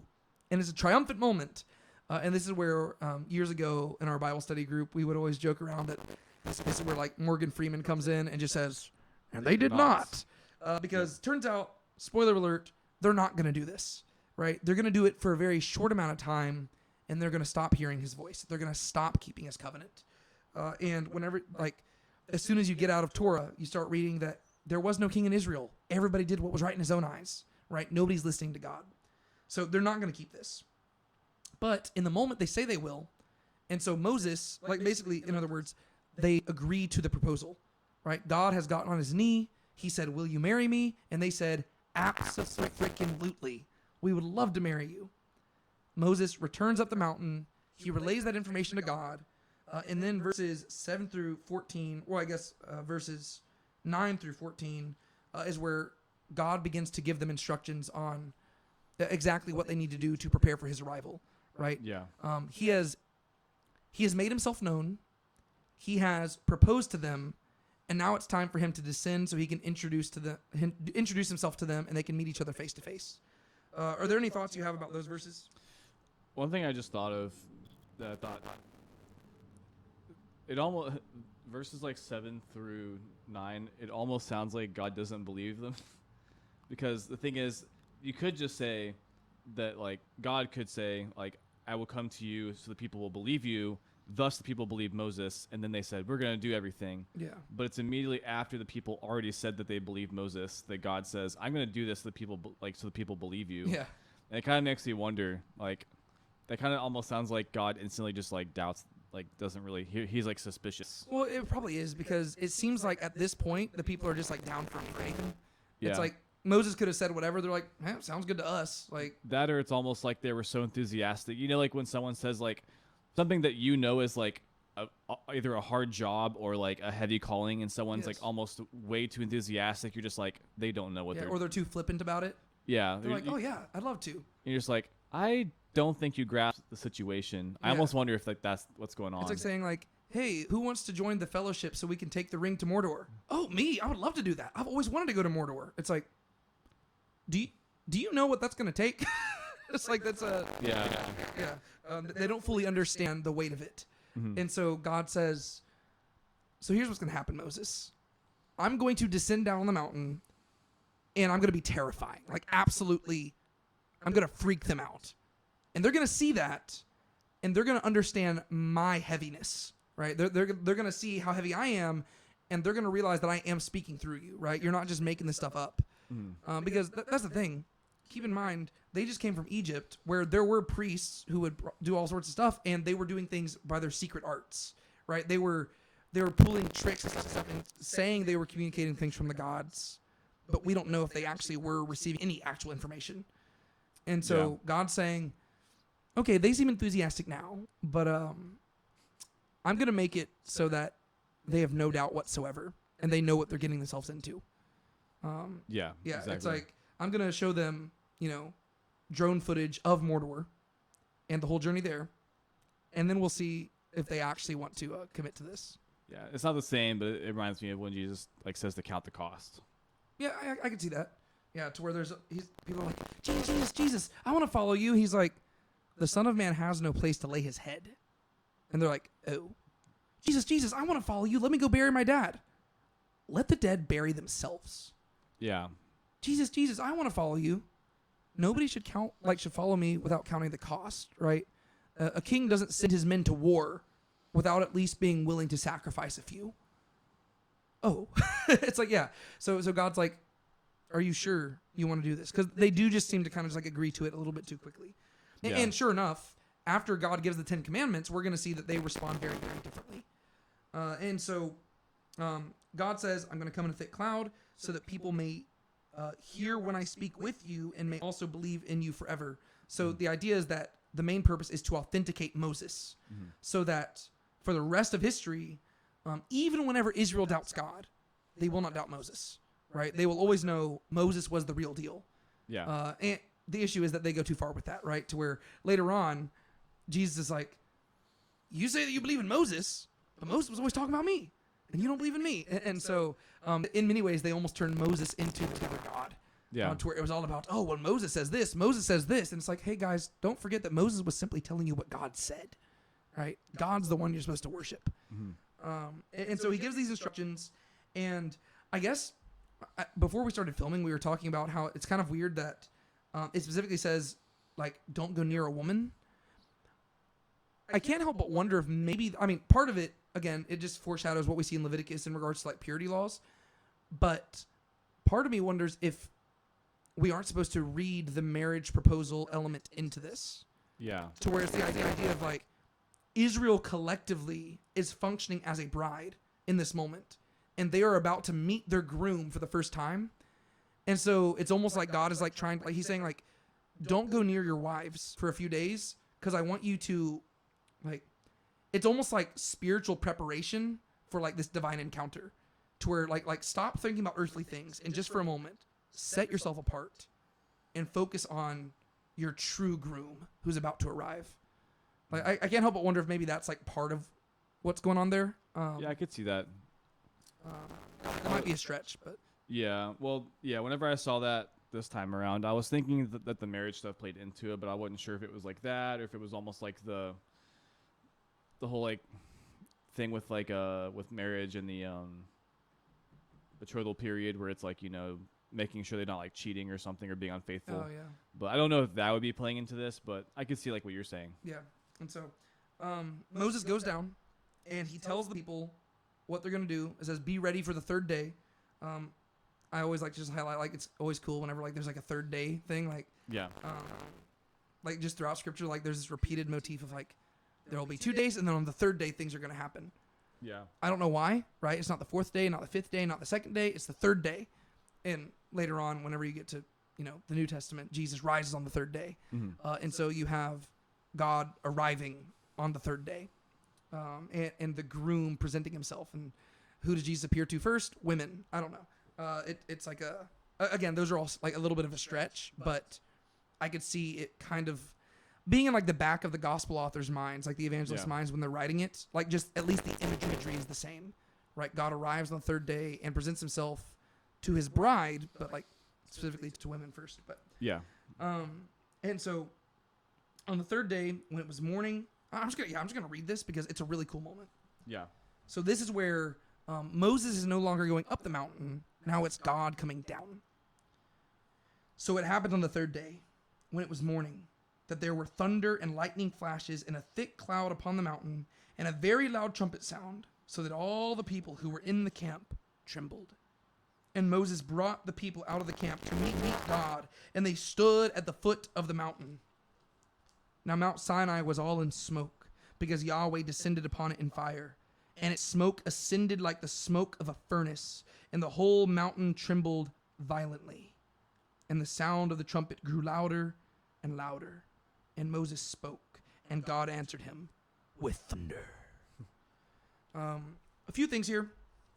The smoke of a furnace, that language directly calls back to Genesis 15, with God passing between the pieces of cut flesh, and making the covenant to Abraham. Mm-hmm. And that language is going to come back again in Exodus 20 verse 18, immediately after receiving the Ten Commandments, whenever it says, all the people perceived the thunder and the lightning flashes. And the word for lightning flashes in verse 18 is different than the word for lightning flashes in chapter 19 verse 16. Oh, is it?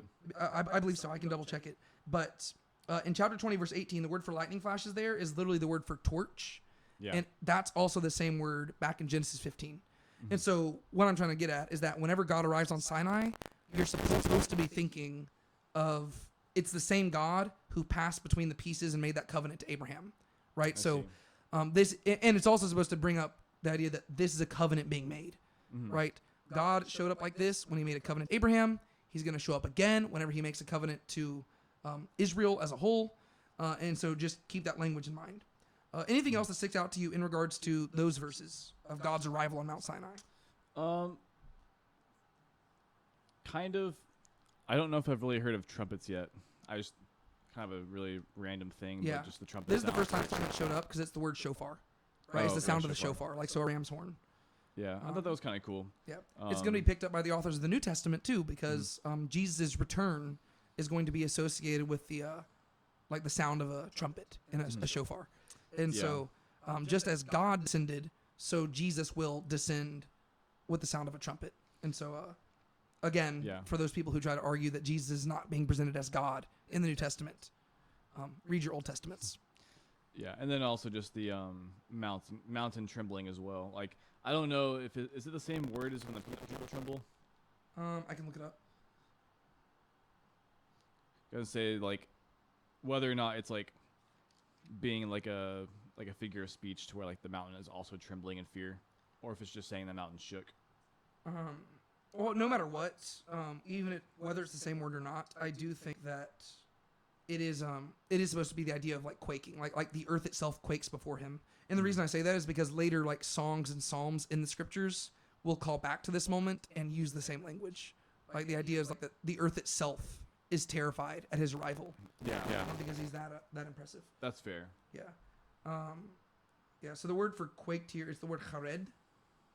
And it's the same word. So in verses 16 and 18, it says the camp trembled and then the mountain trembled. That's the same word. Oh, okay. But it's not the word as like in chapter 20, whenever the people like freaked out and stuff. Oh, okay. But yeah, so this is without a doubt like the most public spectacle of God in the entire Bible. Yeah. Right. This moment right here. Because keep in mind, even whenever you get to Jesus later on, he is like at the height of his popularity, he's got 5,000 followers. I mean, 5,000 people in a crowd plus women and children, right? So let's say 10,000 people, 15,000 people. That's like Jesus at the height of his popularity, right? And whenever he dies on the cross, there's only a handful of people there. Whenever you get to Pentecost, there's 120 people gathered in the room. Mm. Whereas right here in this moment, this is God publicly showing up before the eyes of, if the numbers are literal, 600,000 men plus women plus children. And he shows up with fire, with smoke, with trembling.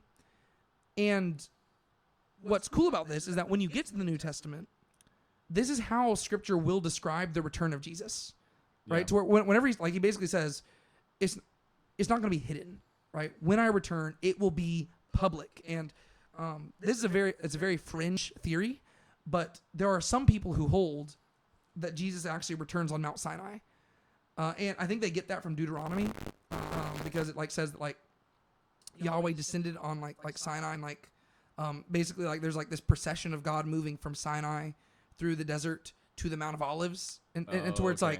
we typically associate the Messiah as arriving on the Mount of Olives, but I don't believe it ever explicitly says that. It says that he stands on the Mount of Olives.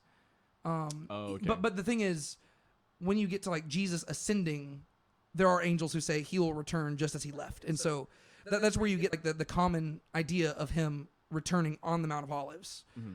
But there are fringe people out there. And I say fringe; they could be correct. I don't know, but they say that he will return from the clouds on Sinai and then lead a procession all the way to Jerusalem for this final battle. Okay. But that's where you starting to get into eschatological stuff that isn't the focus of this. yeah, it's not the focus of this. I just wanted to highlight that the language is called back here. Yeah. Every now and then I just try to highlight how, at the very least, the New Testament is alluding to details in the Torah, For right? sure. Because just one reason we're doing this is because Torah is so central to the rest of Scripture. Mm-hmm. And so that's not me saying I agree or disagree with any of those. I'm just trying to highlight that people are picking up on the literary echoes. And so God arrives. It's a super public event. And it really is it's a spectacle so awesome that it's hard to even process or even imagine in your head. Yeah. Because it feels like something out of a fantasy or a sci-fi story. But it's the idea that this occurred historically is a truly amazing thing. And the idea that you have this God who is showing up to man, and I mean, this is where this is the birth really of, I guess you could argue that this was earlier on with with God leading them in the pillar of cloud and fire, but this is really the birth of Yahweh being associated with being the cloud rider, right? To where he is the one who, it specifically says that, so I stopped reading in verse 19, right? But it says, Mount Sinai was all in smoke because Yahweh descended upon it in fire. Its smoke ascended like the whole smoke of a furnace. The whole mountain trembled violently. The sound of the trumpet grew louder and louder. Then Moses spoke, and God answered him with thunder. and Yahweh came down on Mount Sinai. So it seems to suggest that like the cloud and the fire and stuff, that is not Yahweh himself. Those are like the chariots and like the retinue of Yahweh. Yeah. And then he himself descends, right? And I don't know if that's supposed to be in bodily form. I don't know what it's supposed to be. Yeah. Right? But it's the idea of that there's all this other stuff, and that's associated with his arrival, but he's the one who rides the clouds and comes down. And it says that he came to the head of the mountain, and Yahweh called Moses to the head of the mountain, and Moses went up, right? And so it's like this super cool moment where God shows up, and everybody else is like at a distance. And God says, Moses, come up to me. And before everybody's eyes, they see Moses go up. And so it's just like this really, really, really cool moment. Yeah. And you have this, arguably, you have one like a son of man who is going up to the Ancient of Days. But Moses is not the one riding the clouds. It is God himself who is riding the clouds in this moment. Mm-hmm. You have any other thoughts about that? Again, I could spend so long on everything in chapter 19. But in regards to just God's arrival, anything else to highlight? I don't think so. Okay. So Moses goes up. This is the third time that Moses has gone up the mountain. Again, poor guy, just over the course of a few days. Right. He goes up, and this time God gives him further instructions about how the people need to be very careful lest they die. Right? He says, warn the people lest they break through to Yahweh to see, and many of them perish. I think the idea is that if the people see how casually Moses just went up the mountain, they might think, oh, well, we can do that too. Whereas the whole point is to show that he's made Moses special. Yeah. And so he says, go down and warn the people to not do what you just did. Right? There needs to be like a distinction between us. Mm-hmm. But then he says, also let the priests who come near to Yahweh set themselves apart as holy, lest Yahweh break out against them. My question to you, Sean, is who are the priests in this verse? That's a good question. Because the Levitical system has not been established yet. So yeah. What's going on there? I mean, I guess the most straightforward answer is we don't know because there's nothing that clarifies it. It could be possible that these are just people that were acting as priests before they set the Levitical system up, like as in they could have still had priests before that, or it could be that these are like the firstborns that were being like sanctified, like set apart. Just because you do have that motif of like we talked about like with Samuel, for example, to where he was a firstborn sanctified to God, but he became like that entailed him being given to the tabernacle to where he rose up in the ranks as a priest, to where there could be, even though it's not emphasized here, there could be like just that underlying, like not underlying, but they may have understood that to mean that these are people being set apart as priests. Yeah, and like you said, we don't know. There really are three primary interpretations. You listed two of them. Probably the one that I would lean towards the most is the firstborns, just because it said, chapter 13, you will sanctify them to me. And so it seems like at this point in the story, maybe they are functioning as priests. The second one you also highlighted is that it could be just people who were functioning in a priestly capacity prior to all these events. Mm-hmm. And then the third interpretation, I would say this is the least likely, is that some people view this as just like retroactive designation, like just like it's referring to the Levites. It just isn't calling them that here. The main issue is that if it was referring to the Levites, you would have to ask, how do they know at this point that they're priests? Because the Levitical priesthood is going to be a thing that is chosen for a very specific reason, and it hinges on events that took place after this. And so it wouldn't make much sense for it to be retroactive naming, because that subgroup of people would not necessarily exist at this point. I mean, I guess it could just be the Levites in general. So I guess it could be like, hey, just let your tribe know, because Moses is from the tribe of Levi. Let your tribe know when they come near to me. But then it'd be like, well, why is Moses' tribe allowed nearby? And so that's true. Since it's not explained, I would lean towards one of the first two options, and I would argue that the firstborn option is probably the most likely. Mm-hmm. I just wanted to address it because it's to me, whenever I was going through it, that stood out to me because it's not explained. Yeah. And so Moses says, the people cannot come up to Mount Sinai, for you warned us, saying, set bounds about the mountain and set it apart as holy. So I don't know if that's how you interpreted it. It seems like Moses is just like, well, we already made it very clear they cannot come up here. Like, we already set a boundary around the mountain. I just thought it was kind of weird because it almost sounds like he's like pushing back and saying, we already got that taken care of. But is that how you interpreted that? Yeah, I wasn't sure. It seems like he's basically just saying, like, we already told them that. Yeah. Yeah. And so it could be something beyond that, but I don't know. And then verse 24, poor Moses. Yahweh says, go down and come up again. So this is going to be Moses' fourth journey down and back up the mountain. But he says, this time bring Aaron with you. But do not let the priests and the people break through to come up to Yahweh. So even though the priests are going to be sanctified in a special way, even they still are not allowed to come up. It's only going to be Moses and Aaron who are going to go up, lest God break out against them. So, the idea of breaking out would be the idea of God like killing them or afflicting them with plagues of some sort. Yeah. Is the word for like breaking through to Yahweh the same as Yahweh breaking out against them? No, there's different words. I think. Okay. Didn't know if there was some kind of like parallelism there. So I think one of the words, I don't know it off the top of my head, but one of the words is it's the word from like to make a breach that we saw. Like Perez or? Yeah, Perez. That's the word for break out. It's parat, and that's in verses. I'm trying to make sure here. Verses 22 and 24. So when it talks about God breaking out against the people, that's that word. And then, Perez. And then verse 21, whenever it says, let they break through, that is a different word. That is the word charas. And that means like to tear down. So, okay. like, I think that's also why it confused me a little bit, because the idea of tearing down, it's almost like he's saying, like, lest they tear down the boundary and go through. And Moses says, it's all right. We put a boundary there. And, like, that's why I couldn't help but, like, if it showed, like, Moses, like he's, like, naive or something at this point, where he's just like, nah, the people said they're going to stay there. They'll be fine. And God's like, that. Yeah, I didn't know if it was that or because he mentioned the priest thing. Because, like, but then he didn't say the priests can't come. He said the people can't come. Yeah.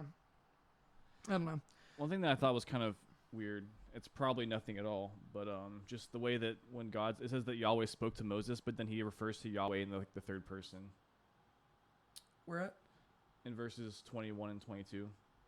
He doesn't say, lest they break through to me to see.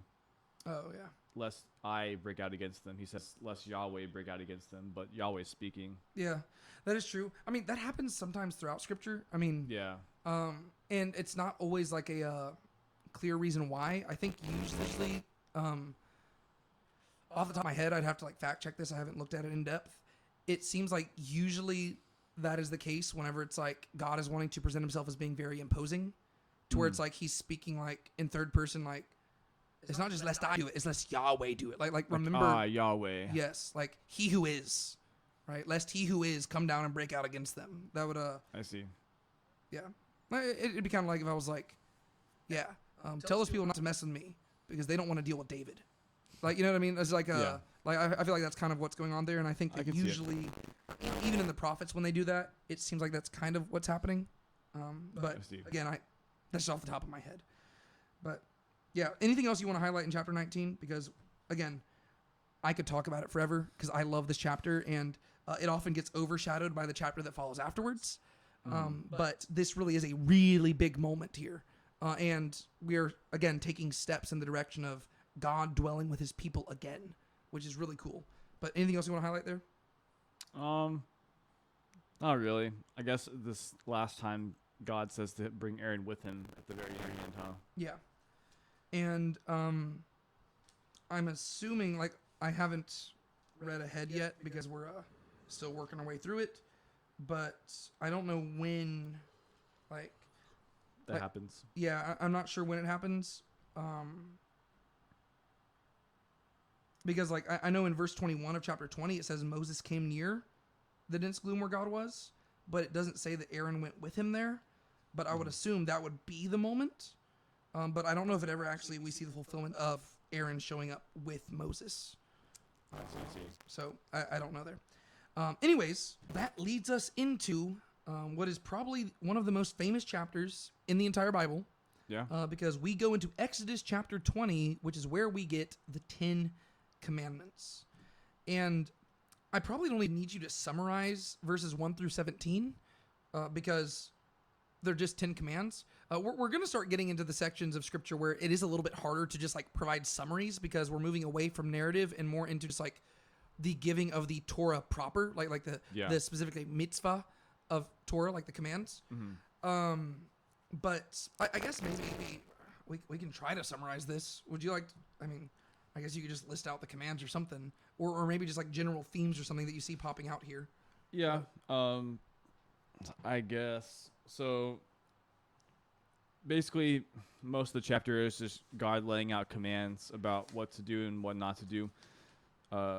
And most of them are relatively vague or like not abstract, but just like very general commands. There's really nothing that's too specific here. And most of them have some kind of theme of either protection or like obedience, or a submission, I guess. They all kind of revolve around that, or like devotion to God. And so the first couple of commands revolve around like not having idols and worshiping God alone. But then there's also keeping the Sabbath holy. So it's again trusting in God. And then you also have commands like not murdering, committing adultery, not stealing, false witness. These are all protections against your neighbors. So it's loving other people. Yeah. And then you have honoring your mother and father. So this is also again, submission to authority and stuff. And so it's all around creating order and protection and trusting in God alone. And after God says all these commands, the people kind of get afraid because God is speaking this out loud to them. Yeah. And so they're like, yeah, Moses, you can just go up there yourself. We'll stay back here. Yeah. And that's not really a good thing. Yeah. So if I were to summarize these commands, it would almost be like God is giving them an insight of what it means to be a holy nation and a kingdom of priests. To where they're not the first. We're going to talk about this again in a second. I think there's a lot of misunderstandings about the 10 Commandments that we need to address. But one thing that we can say right off the bat is that it's very clear that from God's perspective, you cannot simply separate your life into the religious elements and the non-religious elements. Mm-hmm. From God's perspective, they all go hand in hand, right? And you could argue that this is partially because Israel is functioning with Yahweh as their king, and therefore Israel does not, they don't have a separation of church and state in the same way that America does. Yeah. Right? And so there is a distinction to be made there, but at the very least, even if you set aside the political components to this, it is very clear that God does not view worship of him in a compartmentalized way. And when you look at these 10 commandments, you can see that God views obedience to him as being holistic, right? To where the first command is, you shall have no other gods before me. And arguably, every other command flows from that single command, right? If he is your God, you will do what he says. And therefore, if he says don't murder, you don't murder. If he says don't commit adultery, you don't commit adultery. But even beyond that, if he is your God, you're going to want to go above and beyond and get to the heart of what he means behind that. And that's what Jesus is going to highlight later on, right? To where a lot of times whenever you get to the Sermon on the Mount, people think that Jesus is updating the Torah, but that's not what he says. He is fulfilling the Torah, and he is explaining, he's giving the true explanation for what Torah means. He's just explaining what they mean, right? When God said, don't commit adultery, he's saying, well, yeah, but if you looked at the one with lust, you've already committed adultery in your heart. And the 10th command about coveting, well, that makes it very clear that God cares about the heart, right? He says, don't covet. So desires can be sinful. And so if he says, don't commit adultery, well, you have to actually address the desire behind that, right? When he says, don't murder, well, it's not just about the physical act of plunging a knife into a person's stomach. It's actually about the desire that, when left unchecked, leads to murder. And so it starts with anger or just objectifying somebody and removing their humanity from them, right? And so that's what Jesus is highlighting when you get to the Sermon on the Mount. But it really all does flow from that first command, right? You shall have no other God before me. And if he is your God, then you want to obey him. And so I would summarize these 10 commands by saying it's this is teaching you how to sanctify your life, right? He is just highlighting things that we typically would compartmentalize, right? We have family, we have marriage, we have property, we have holidays and time. He says, all of those are set apart unto me, right? When it comes to your time, honor the Sabbath day. When it comes to your family, honor your parents. When it comes to your marriage, don't commit adultery on your spouse, right? When it comes to property, don't steal. And you know what? Don't even covet, right? And so it's like all of it is about finding everything that we typically compartmentalize in life and setting them apart to God. Mm-hmm. And so these commands are very significant. And we're going to spend a long time right now explaining them. But one thing I want to do real quick is I just want to address some misconceptions that people often have about the Ten Commandments. Yeah. And I think this is where like we're going to be able to get a little bit into my heart behind this whole podcast, because one thing that I say it every week, is we want to talk about what the Bible does and doesn't say. Mm-hmm. And I think that oftentimes how people treat the Bible is very, they just kind of pick and choose and cherry pick what they want to focus on and what they don't. And I think that the Ten Commandments is one of those places where it's just like a very weird, like in regards to most of the Torah, a lot of modern Christians just outright ignore it, right? Yeah. Or they'll just pick and choose what commands they want to focus on. Like whether they're like conservative Christians or whether they're skeptical atheists, they will pick and choose commands of Torah in order to further their political agenda, right? And so you will have, like, the skeptics will pick and choose verses in Leviticus to talk about how, oh, well, modern Christians wear mixed fabrics and stuff like that. So what's the deal with that? And then you have other people who will, on the other end who say, oh, well, we're not allowed to get tattoos because Torah says so. And they'll just kind of pick and choose whatever they want to that fits their agenda. But I don't see many Christians or, frankly, skeptics who are just studying Torah, trying to understand what it's saying. Yeah.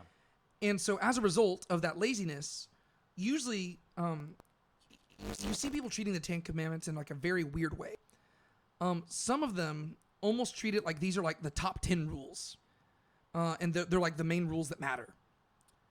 Other people, they almost treat it like they're the only 10 rules, as if like they didn't realize there was anything else. And like it's as if like God did not give 613 commands, he just gave 10. Mm-hmm. And then there's other people who like, they almost make it sound like the rest of the Torah has been abolished except for the 10 Commandments. And so you have to keep the 10. And I don't think that any of those are a correct understanding of what's going on there. And before we even discuss like solutions and stuff like that, are there any other things that you see of like how people like handle the 10 Commandments that's just like kind of weird or wacky, or like what have you, like, what is your experience of this in like life? Yeah. Because, and even if you need time to think of it, like, if you were to go to like even a public school classroom right now, like I'm pretty sure they are required in a lot of places to have the 10 Commandments hanging on the wall. And part of that could just be because, Western society is indebted to so much of the Bible. But the thing is, like, most people don't even know what the 10 Commandments actually are like saying and stuff, So like, are there any things that you notice that like where people just treat 10 Commandments very weirdly? Yeah, I've noticed in Christian circles that people like, I think it's because ultimately it can fall under the same pitfall as like what Jesus accused the Pharisees of. It can become like the low-hanging fruit, I feel like. Mm-hmm. But you can see it like in classrooms to where it's like, this is Christianity, is the 10 Commandments. Or you'll see those people like on YouTube going around the street, and they'll be questioning people have you done this? Have you done this? Have you done this?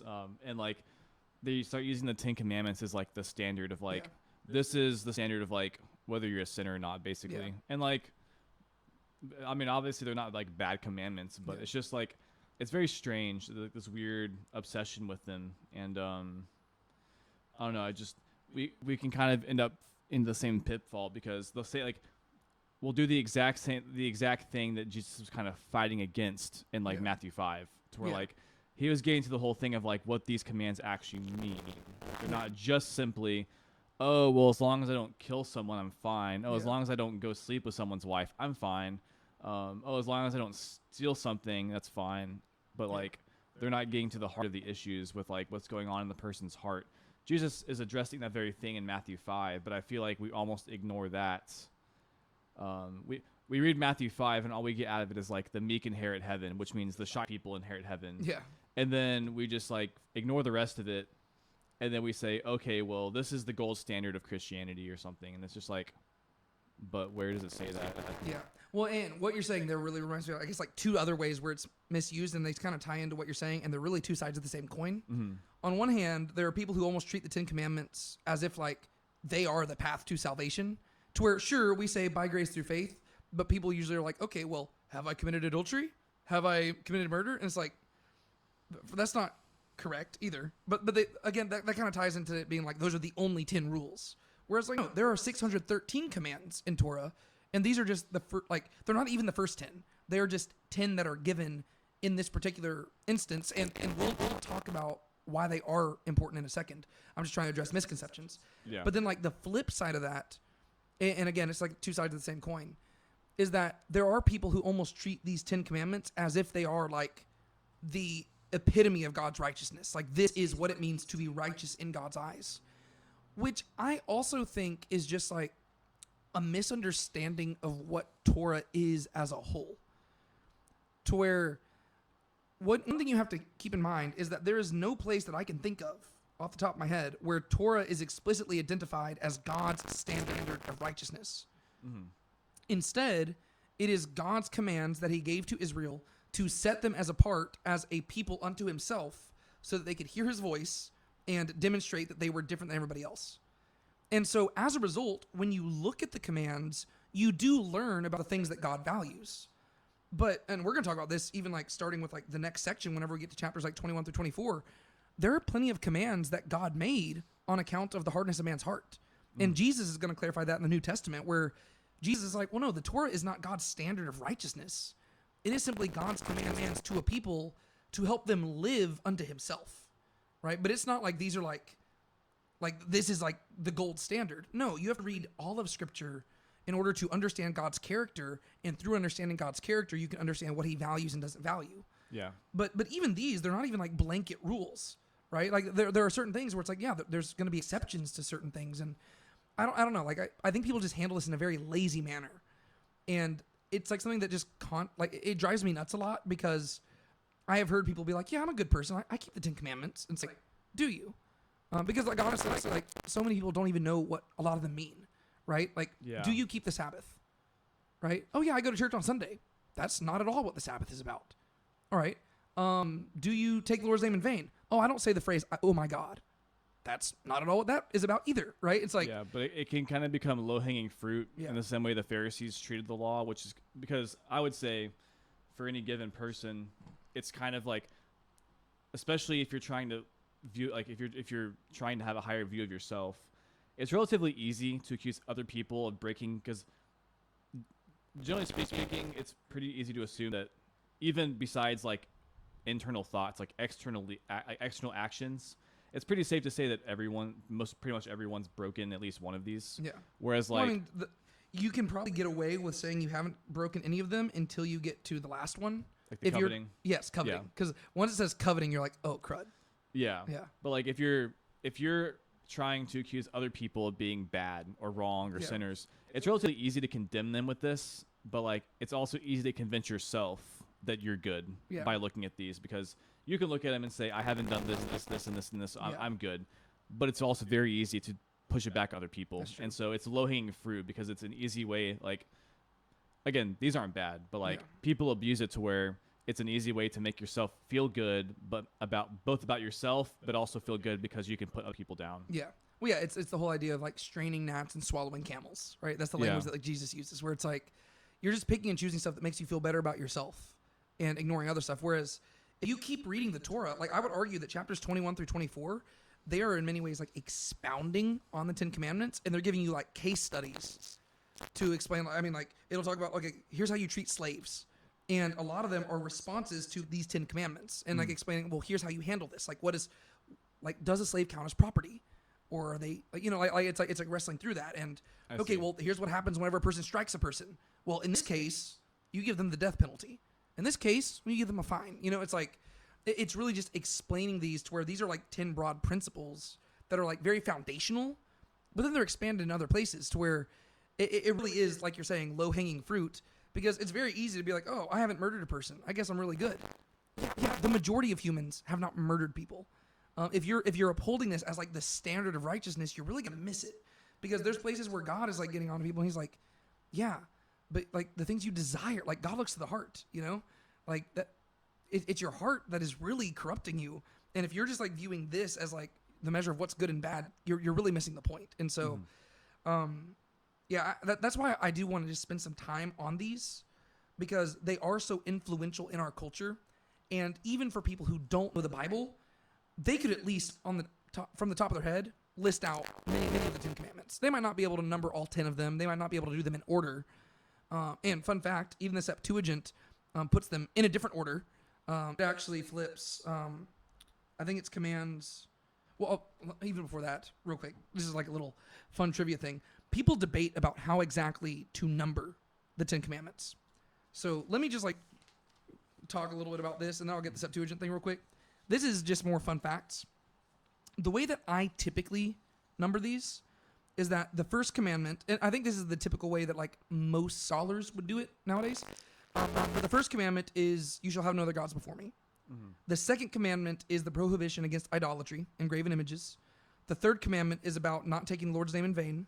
The fourth commandment is the Sabbath. The fifth commandment is honoring parents. The sixth one is no murder. Seventh one, no adultery. Eighth one, no stealing. Ninth one, no false witness. 10th one, no coveting. Right? That's generally how people have categorized them. Mm-hmm. However, some people do number them slightly differently.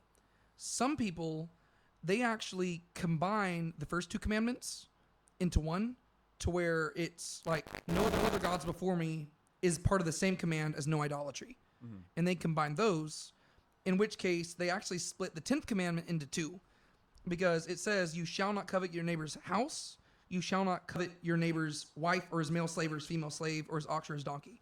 So it's like, it's two commandments. It's like, you shall not covet things, and you shall not covet like people and like animals and stuff, right? And so it's like things or like, I guess like property versus possessions or something like that. And so people like split it up like that. Oh, okay. And then there's other ways that people like number it slightly differently. I do kind of stand by where I number it like this, even though I do think there is like an argument to be made for that. The way the Septuagint numbers this is that it actually flips the order of some of them. I believe it's commands like 6, 7, and 8. So like murder, adultery, and stealing.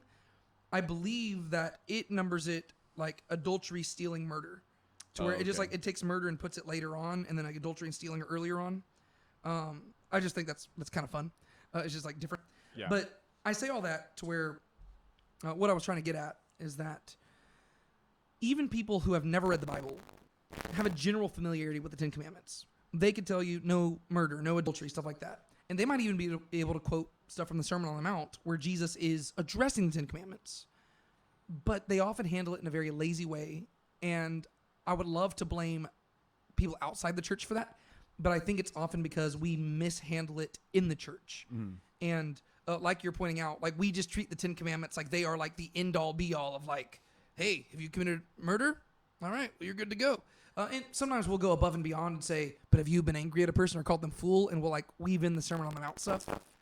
But to me, it's like it's still missing the point. So let me highlight 5 things that I believe actually do make the 10 Commandments unique, because I do think that they are set apart from the other 613 commands of Torah, just not necessarily in the way that they're often represented. So firstly, they were spoken directly by God to the entire nation, whereas the rest of Torah was mediated through Moses, right? So immediately after this, like you highlighted, the people are going to be terrified, and they're going to say, Moses, we don't want to hear directly from God.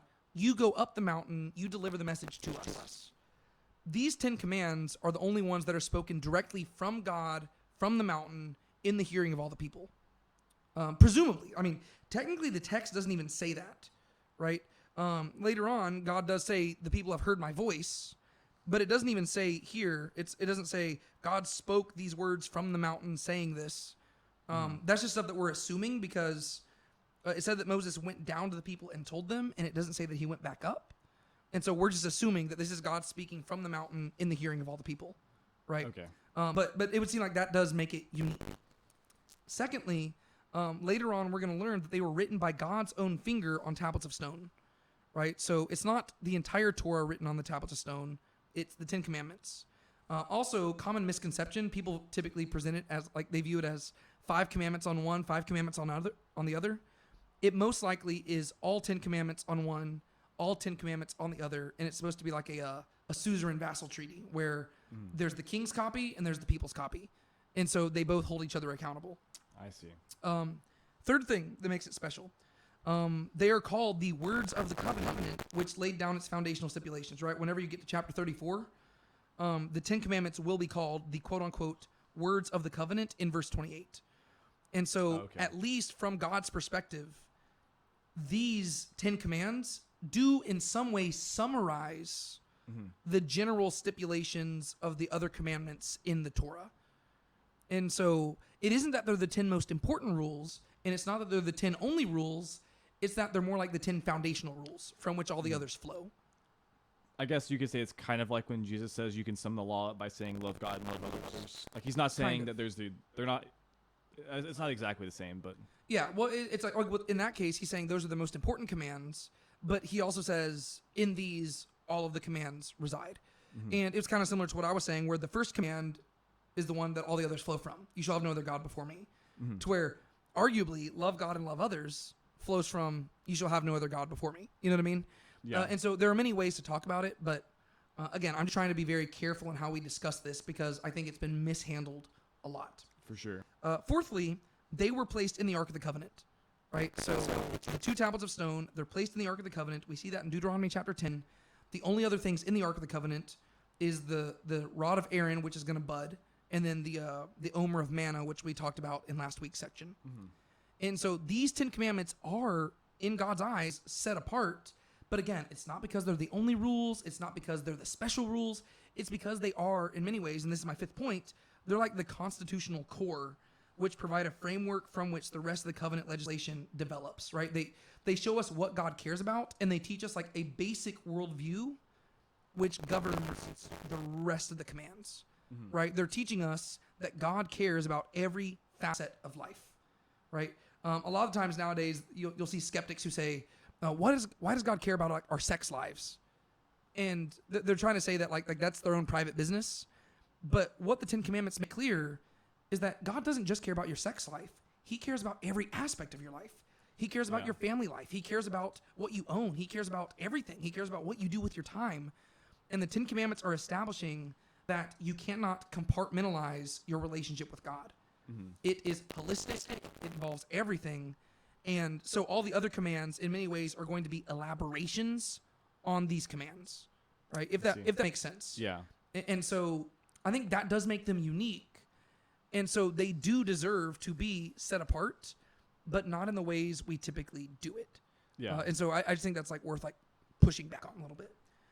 And so let's walk through the commands themselves. Like I said, people number these different ways. We're just going to kind of just walk through them one by one, probably not spend too much time on all of them, but with certain ones we will focus a little bit more on because sometimes people have misunderstood it. Yeah. Let's start with the first command where God says, I am Yahweh your God who brought you out of the land of Egypt, out of the house of slavery. You shall have no other gods before me. What does that command mean? What does it not mean? Tell me a little bit. Yeah, so first and foremost, it means not worshiping other gods. And so it means that, especially for these people who came out of Egypt, it's not that they worship Yahweh above the other gods. It's, well, like more than the other gods. It's that they worship Yahweh alone. Yeah. So it's sole devotion to Yahweh. I still remember that one like skit you showed me like a while back where it was like the girl meeting up with like her husband and like all her exes showed up. Yeah. And she was like, well, what's the problem? I love you the most. I mean, I married you. Yeah, when it comes down to it, I'm going to go home with you and sleep next to you. You're my husband. These are just my boyfriends. Yeah. And so the problem is like God doesn't want to just have the most, like he doesn't want to be prioritized. He wants to be like just your, like he wants to be your only commitment. Yeah. Yeah. And so this is really the establishment of like monotheism, right? Because scripture, like the way that it defines it doesn't use the word monotheism, but the scriptural idea of monotheism is slightly different than how we often present it. We often present it as if all the other gods are just made up. Yeah. That's not how Yahweh treats it. Whenever you read the Bible, Yahweh makes it clear that he is the God of gods who created all things, but he also did create other supernatural beings, some of which have rebelled against him and have begun to lead the nations astray. Yeah. Right? And so it's not that the other gods don't exist. It's just that they are lesser than him, and they are created beings that came from him. Right? Yeah. So there are other gods out there that people can worship, and they might not just be imaginary. Some of them might be, but some of them might be legitimate supernatural forces and entities that have power. Mm-hmm. But God says, you shall have no other God before me. And even the word before there, we often think of, people standing in line. And it's like God wants to be the first in line. That's not what he's saying. He is not speaking as a person at an amusement park standing in a line. He is speaking as a king sitting on a throne. And quite literally in Hebrew it says, you shall not have any gods before my face. Right? The idea is in my presence. Right? There shall be no other God who even comes near to me. Right? He wants to be the one and only. Right? It's very similar to when I stood across from my wife and we devoted ourselves to one another. I was not saying I wanted to be her number one man who she was married to. I want to be the only man that she's married to. Yeah. Right? And she is my only wife. Right? I'm not going to have side wives. Right? And this is an important clarification because keep in mind, back then, it wasn't taken for granted. This is in a world where there is polygamy, where people are marrying all sorts of women, and polytheism, where people would worship all sorts of gods. And in Egypt, they might have worshipped Amun as number one god, but they also worshiped the other gods. Yeah. And this is going to be a temptation that Israel's going to face throughout their entire history. They're not oftentimes we think that they just totally abandon Yahweh, but that's not typically how it's presented in Scripture. Typically, they're still worshiping Yahweh, but they're worshiping other gods alongside him. And that's what drives him nuts. It's not that they've just abandoned him, it's that they're also entertaining other gods as well. And so he will not tolerate that. This is a prohibition against any other god. He is their one and only, and this establishes who Israel belongs to. That's why it's directly tied to verse 2. I am Yahweh your God who brought you out of the land of Egypt, out of the house of slavery. Right? He's the one who purchased them. Right? They are his now. Right? They're the ones that he has married, and he is the one that they have married. Right? I am your God, nobody else. Then you move on. Second command, you shall not make for yourself an idol or any likeness of what is in heaven above or on earth beneath or in the water under the earth. You shall not worship them or serve them, for I, Yahweh your God, am a jealous God, visiting the iniquity of the fathers on the children, on the third and fourth generations of those who hate me, but showing hesed to thousands, to those who love me and who keep my commandments. What's this commandment about?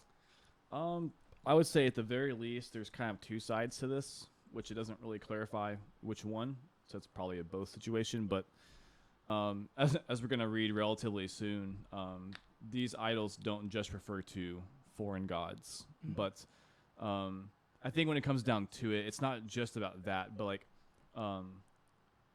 firstly, in the word is the word likeness there the same as the likeness in Genesis 2? I believe likenesses, but I don't believe idol is the word for image, but I can double check while you're okay. talking. Yeah, so if you remember, I would say, okay, so first and foremost, what this is most straightforward saying is you should not make yourself idols to worship. And this could be referring to foreign idols, but it could also be referring to idols of Yahweh, I would say. But part of the reason why this is a problem is because if you go back to Genesis and you read the opening chapters, God made mankind in his likeness. He made an image in his likeness, and that was man. So the thing is that God kind of already has idols on earth. And so you can't really make an idol out of the earth and say that this is Yahweh. So the words are different.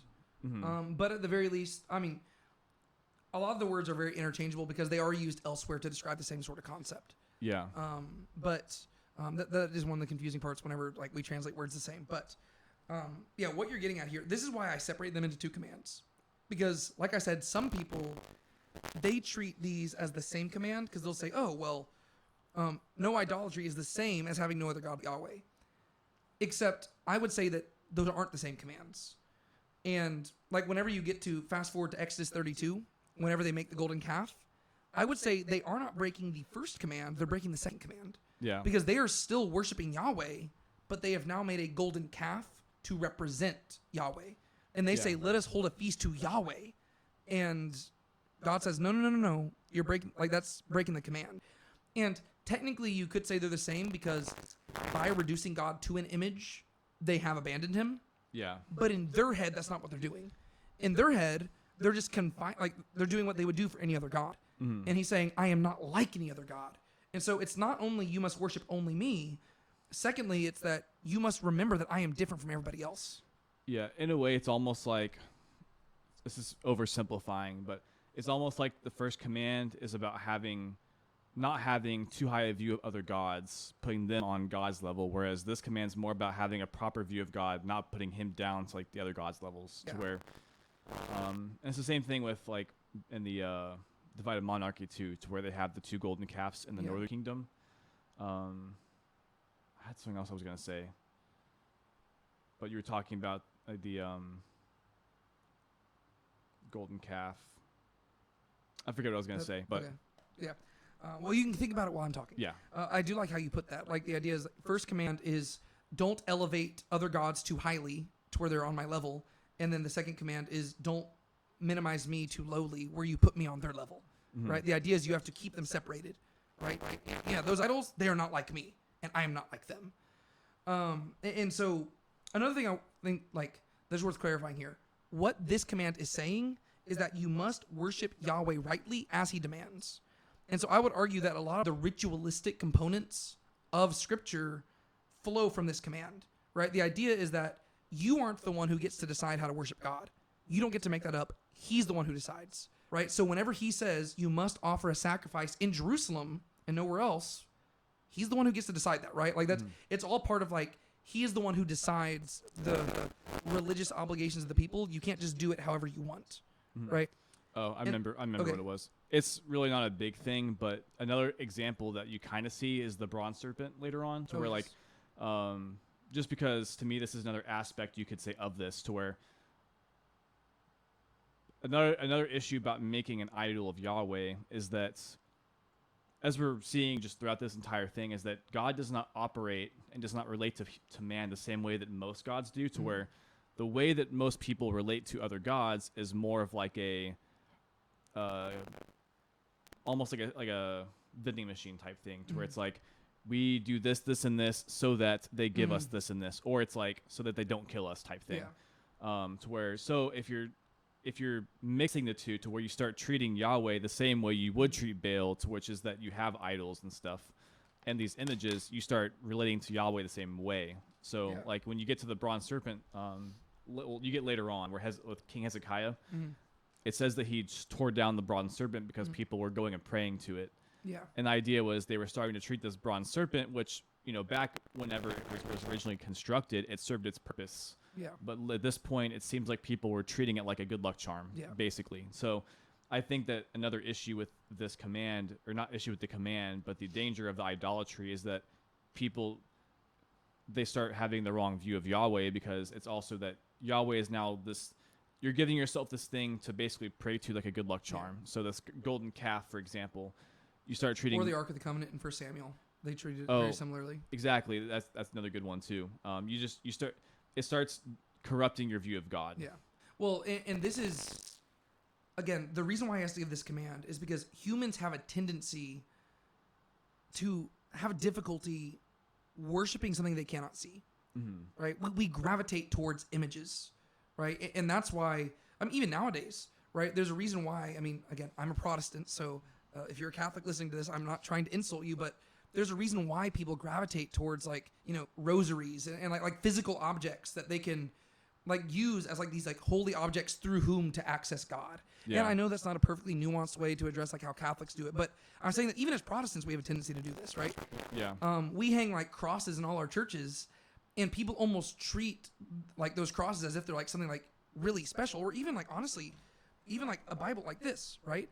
I believe this is a sacred text in here. But there have been times where I was out to eat with somebody, and I think we were at Chick-fil-A, and I literally there was no room on the table, and the booth was full, so I set my Bible on the ground at my feet, and somebody came up to me and they were upset and they were livid. How dare you put that on the ground? And I was well, I believe the content inside the book is sacred, but that does not necessarily mean that the physical object itself needs to be treated as, like this, it's not God, right? Yeah. Like that, because that's almost like bibliolatry, where it's like it's the content of the book itself that's sacred, and and there's nuance of that, because you got to be careful, because the Bible, again, it acknowledges there is significance behind ritual stuff, right? But you have to be very careful, because if you're like, ritual can turn into idolatry, right? The Ark of the Covenant is a very important box, but if you're not careful, you can start treating the box like it is God, and so you should show it reverence. But be very careful not to cross the line, right? And so that's what this command is addressing. It's not simply talking about just statues. It's saying be very careful not to treat physical objects like they are God, or that they like they give you greater access to God, because that's kind of how the pagan religions would treat things, and that's what humans naturally begin to do, right? We love visual mediums because we are visual people. Yeah. And throughout Scripture, we've seen man has an eyesight problem. We get overly attached to visual things. And God's like, don't condense me down to that. I can't be reduced to an object. Yeah. Do you have something you were going to say in regards to that? It's like a small thing. This might be like an overstretch of what the scope of the command is, but like a quick modern example would be things like with media, like shows and like movies and stuff, and like maybe even like paintings or something. The same thing's there to where like they're not inherently bad. Don't get me wrong. Because that's, again, that would be missing the point of the command. Yeah. But they do have the danger of, again, corrupting our view of God, to where we start thinking that, this TV show Jesus is who he really is. And like the thing is, then you're bringing down God from being God is who he is, Yahweh, to being this character that is created by man. To where like God isn't confined to a fictional made character. He is who he is. Yeah. And so if you get too confined to like how we picture him on like Renaissance paintings, to where he's, this particular kind of guy, and then you associate other things with that, or it's like whatever the show depicts, which aren't inherently bad things, but they still can corrupt your view of God. Well, I'm really glad you brought that up, because one thing I wanted to nuance in regards to this command, and just to be clear, a lot of the other commands later on are going to be easier to go through, but some of these early ones people just really misunderstand. Yeah. But one thing I want to clarify that this command is not prohibiting is all art and all images. Because that is how some people have interpreted it throughout time, to where you have like iconoclasm thing, where people are just like, they're just destroying all art because they think it's bad. And there are some people even to this day who take very extreme views of this, where they say any artistic depiction of Jesus is inherently like blasphemous and idolatrous. And it's actually very akin to like how like Muslims would view like depictions of Muhammad, right? They don't like that. And I would say that also misses the point. But I at least respect where they're coming from with that, because they're understanding the danger of those, right? But I think that they're choosing a easy solution to a complex problem, right? Yeah, like for sure. Rather than choosing the path of wisdom, they're just choosing the path of just like outright just like abolishing all things. And I'd say that's more along the lines of what the Pharisees did, right? The Pharisees, they were saying, well, we want to honor God, and so what we're going to do is we're going to build like a hedge around the law in order to fulfill the law. But the issue is, whenever you do that, you end up just making yourself feel really self-righteous, and you often miss the point of God's law, right? And so you just find other ways to create idols for yourselves. And so, like, for instance, right, you talked about TV shows. There are many people who have a very big problem with the TV show The Chosen, right? And for me, I try to take a very nuanced approach to that. I have a YouTube channel, and if you go to my videos, you actually started these videos with me. We do in-depth deep dives of every episode of The Chosen. However, I also criticize the show, and I also critique it. I talk about good stuff, I talk about bad stuff, and I repeatedly emphasize this is a fictional representation of biblical stuff, right? And most of my videos are dedicated to explaining what's biblical and what's not. What I get very frustrated with are the people who take the two extremes, right? There are some people who outright just just constantly villainize the show, and they make it sound like it's a violation of the second commandment because they are depicting things that ought not be depicted, and they act like all the creators are absolutely just in sin. To me, I think that first off, those people are misunderstanding Scripture, and I think secondly, they're abandoning wisdom for the sake of just like easy answers, and thirdly, they're elevating their opinion to a fact. Because the thing is, if you don't want to watch the show, you don't have to watch the show. Nobody's making you do it. Just move along. I don't think it's violating the second command. However, one is like on the other end, I do have an issue with the people who idolize the show. And you see them like they get like really concerned whenever like, I don't know, like recently the actor who plays Jesus, Jonathan Rumi, he posted like a picture for his like birthday and he's like shirtless and like people are like, oh, I can't believe you would do that. Like Jesus would never. And it's like, okay, he's an actor. He's not Jesus. And you can't conflate the two. And people are like, I'm never watching the show again because this guy did this. I'm like, wait, did you think he was Jesus? Like, no, he's an actor. And like, I'm not even making a comment on whether or not I think he should or should not have posted the picture. I'm just saying he's an actor. And you can never lose sight of that. Like, he's just an actor playing a part. He is not Jesus. The show is not depicting Jesus. But some people treat it like that. And some people, like, they've told me that they have stopped watching my YouTube channel because they don't like that I critique the show. And I'm like, but why not? It's a work of art. You can critique it. Like, the only reason you can't critique it is if you think that, like, you know, I'm not going to critique the Bible because I believe it's inspired by God. And I believe it is the inerrant word of God. Yeah. But any other piece of art is fair game because it's made by humans and humans aren't perfect. And so I'll critique things. And usually I'm doing it in good faith and I'm saying, oh, this is like, you know, I really love the show, but this thing probably could have been tweaked and stuff. But people get frustrated by that. And I don't like that either. Because to me, that is like, you're getting in the danger of like idolatry, right? So one extreme is getting in the danger of like legalism and becoming like a Pharisee. The other is bordering on idolatry. And both are bad to me.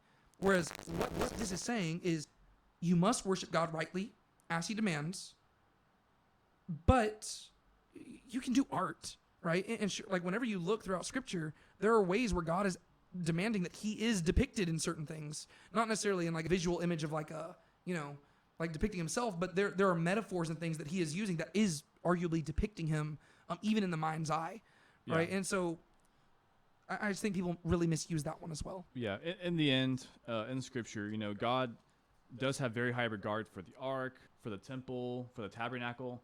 But in the end, when push came to shove, he was willing to let those things be destroyed. Yeah. He was willing to let the Philistines capture the ark and put it in a temple of a foreign god, even though he eventually brought it back to himself. But then it went missing for thousands of years. They went missing. He was, you know, the tabernacle. I don't think we know what happened to it, do we? Yeah, it just kind of... Some people think that it was placed inside the temple, but it seems like it kind of just was put out of commission once the temple was there. Okay, so yeah, that, or if it went back to Shiloh or something, because he did mention Shiloh getting destroyed. Yeah. And then the temple, the same thing. The temple, I mean, he treated very seriously to where only one person could enter the innermost chamber once a year. Yeah. But in the end, when push came to shove, when people treated the temple wrongly, he let it get destroyed because he's not the temple. Yeah.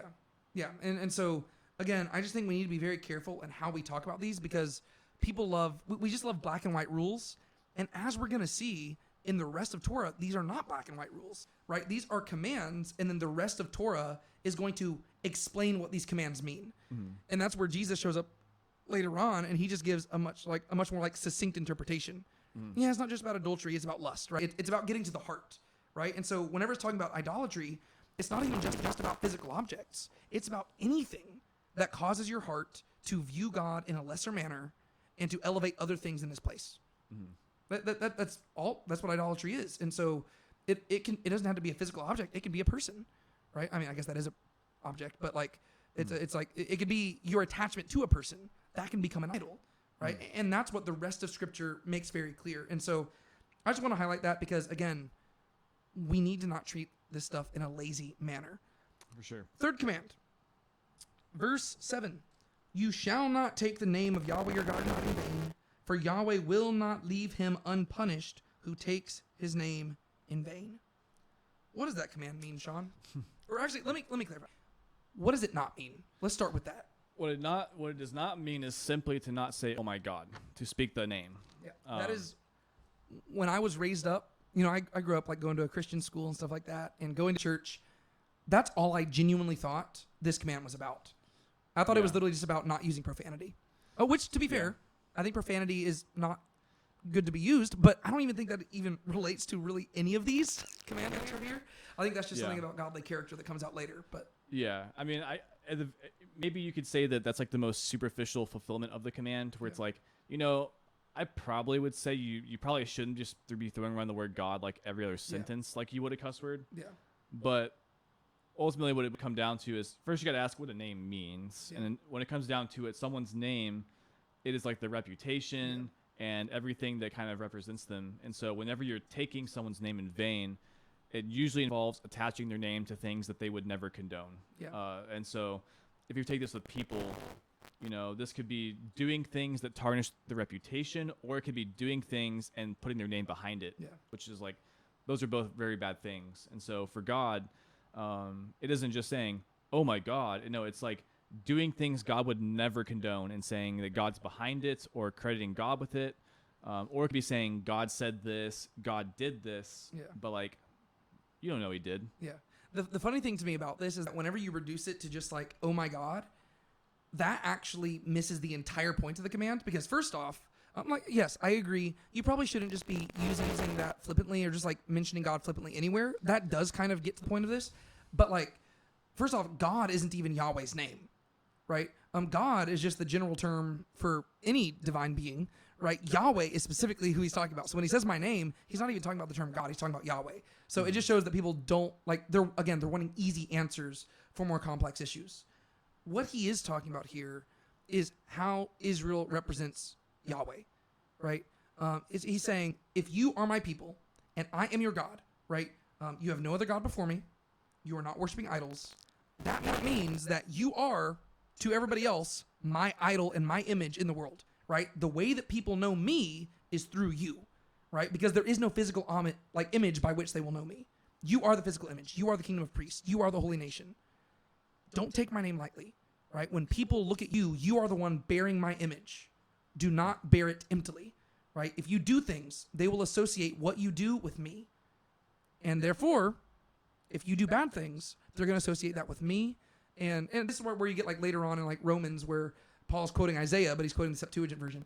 And it says, because of you, talking about the Jewish people, because of you, God's name is blasphemed amongst the Gentiles, right? The Jewish people were living in rebellion, and as a result, God's name was blasphemed amongst the Gentiles, right? They weren't thinking very highly of Yahweh because they were taking his name in vain, right? That's what it means to take the name in vain. I brought this book with me just because if you want more about this, I like to recommend good books. This is called Bearing God's Name, Why Sinai Still Matters by Carmen Joy Imes. Very good book. I read, this was something where I was just looking more into this because it never sat right with me. This was a few years ago. It never sat right with me. We always talked about the oh my God thing. And so I started doing research myself, what does this really get to? Mm-hmm. And I have to balance this over here. On the ground. But I came across that book. I was like, this is a really good book. And it's part of a series of books.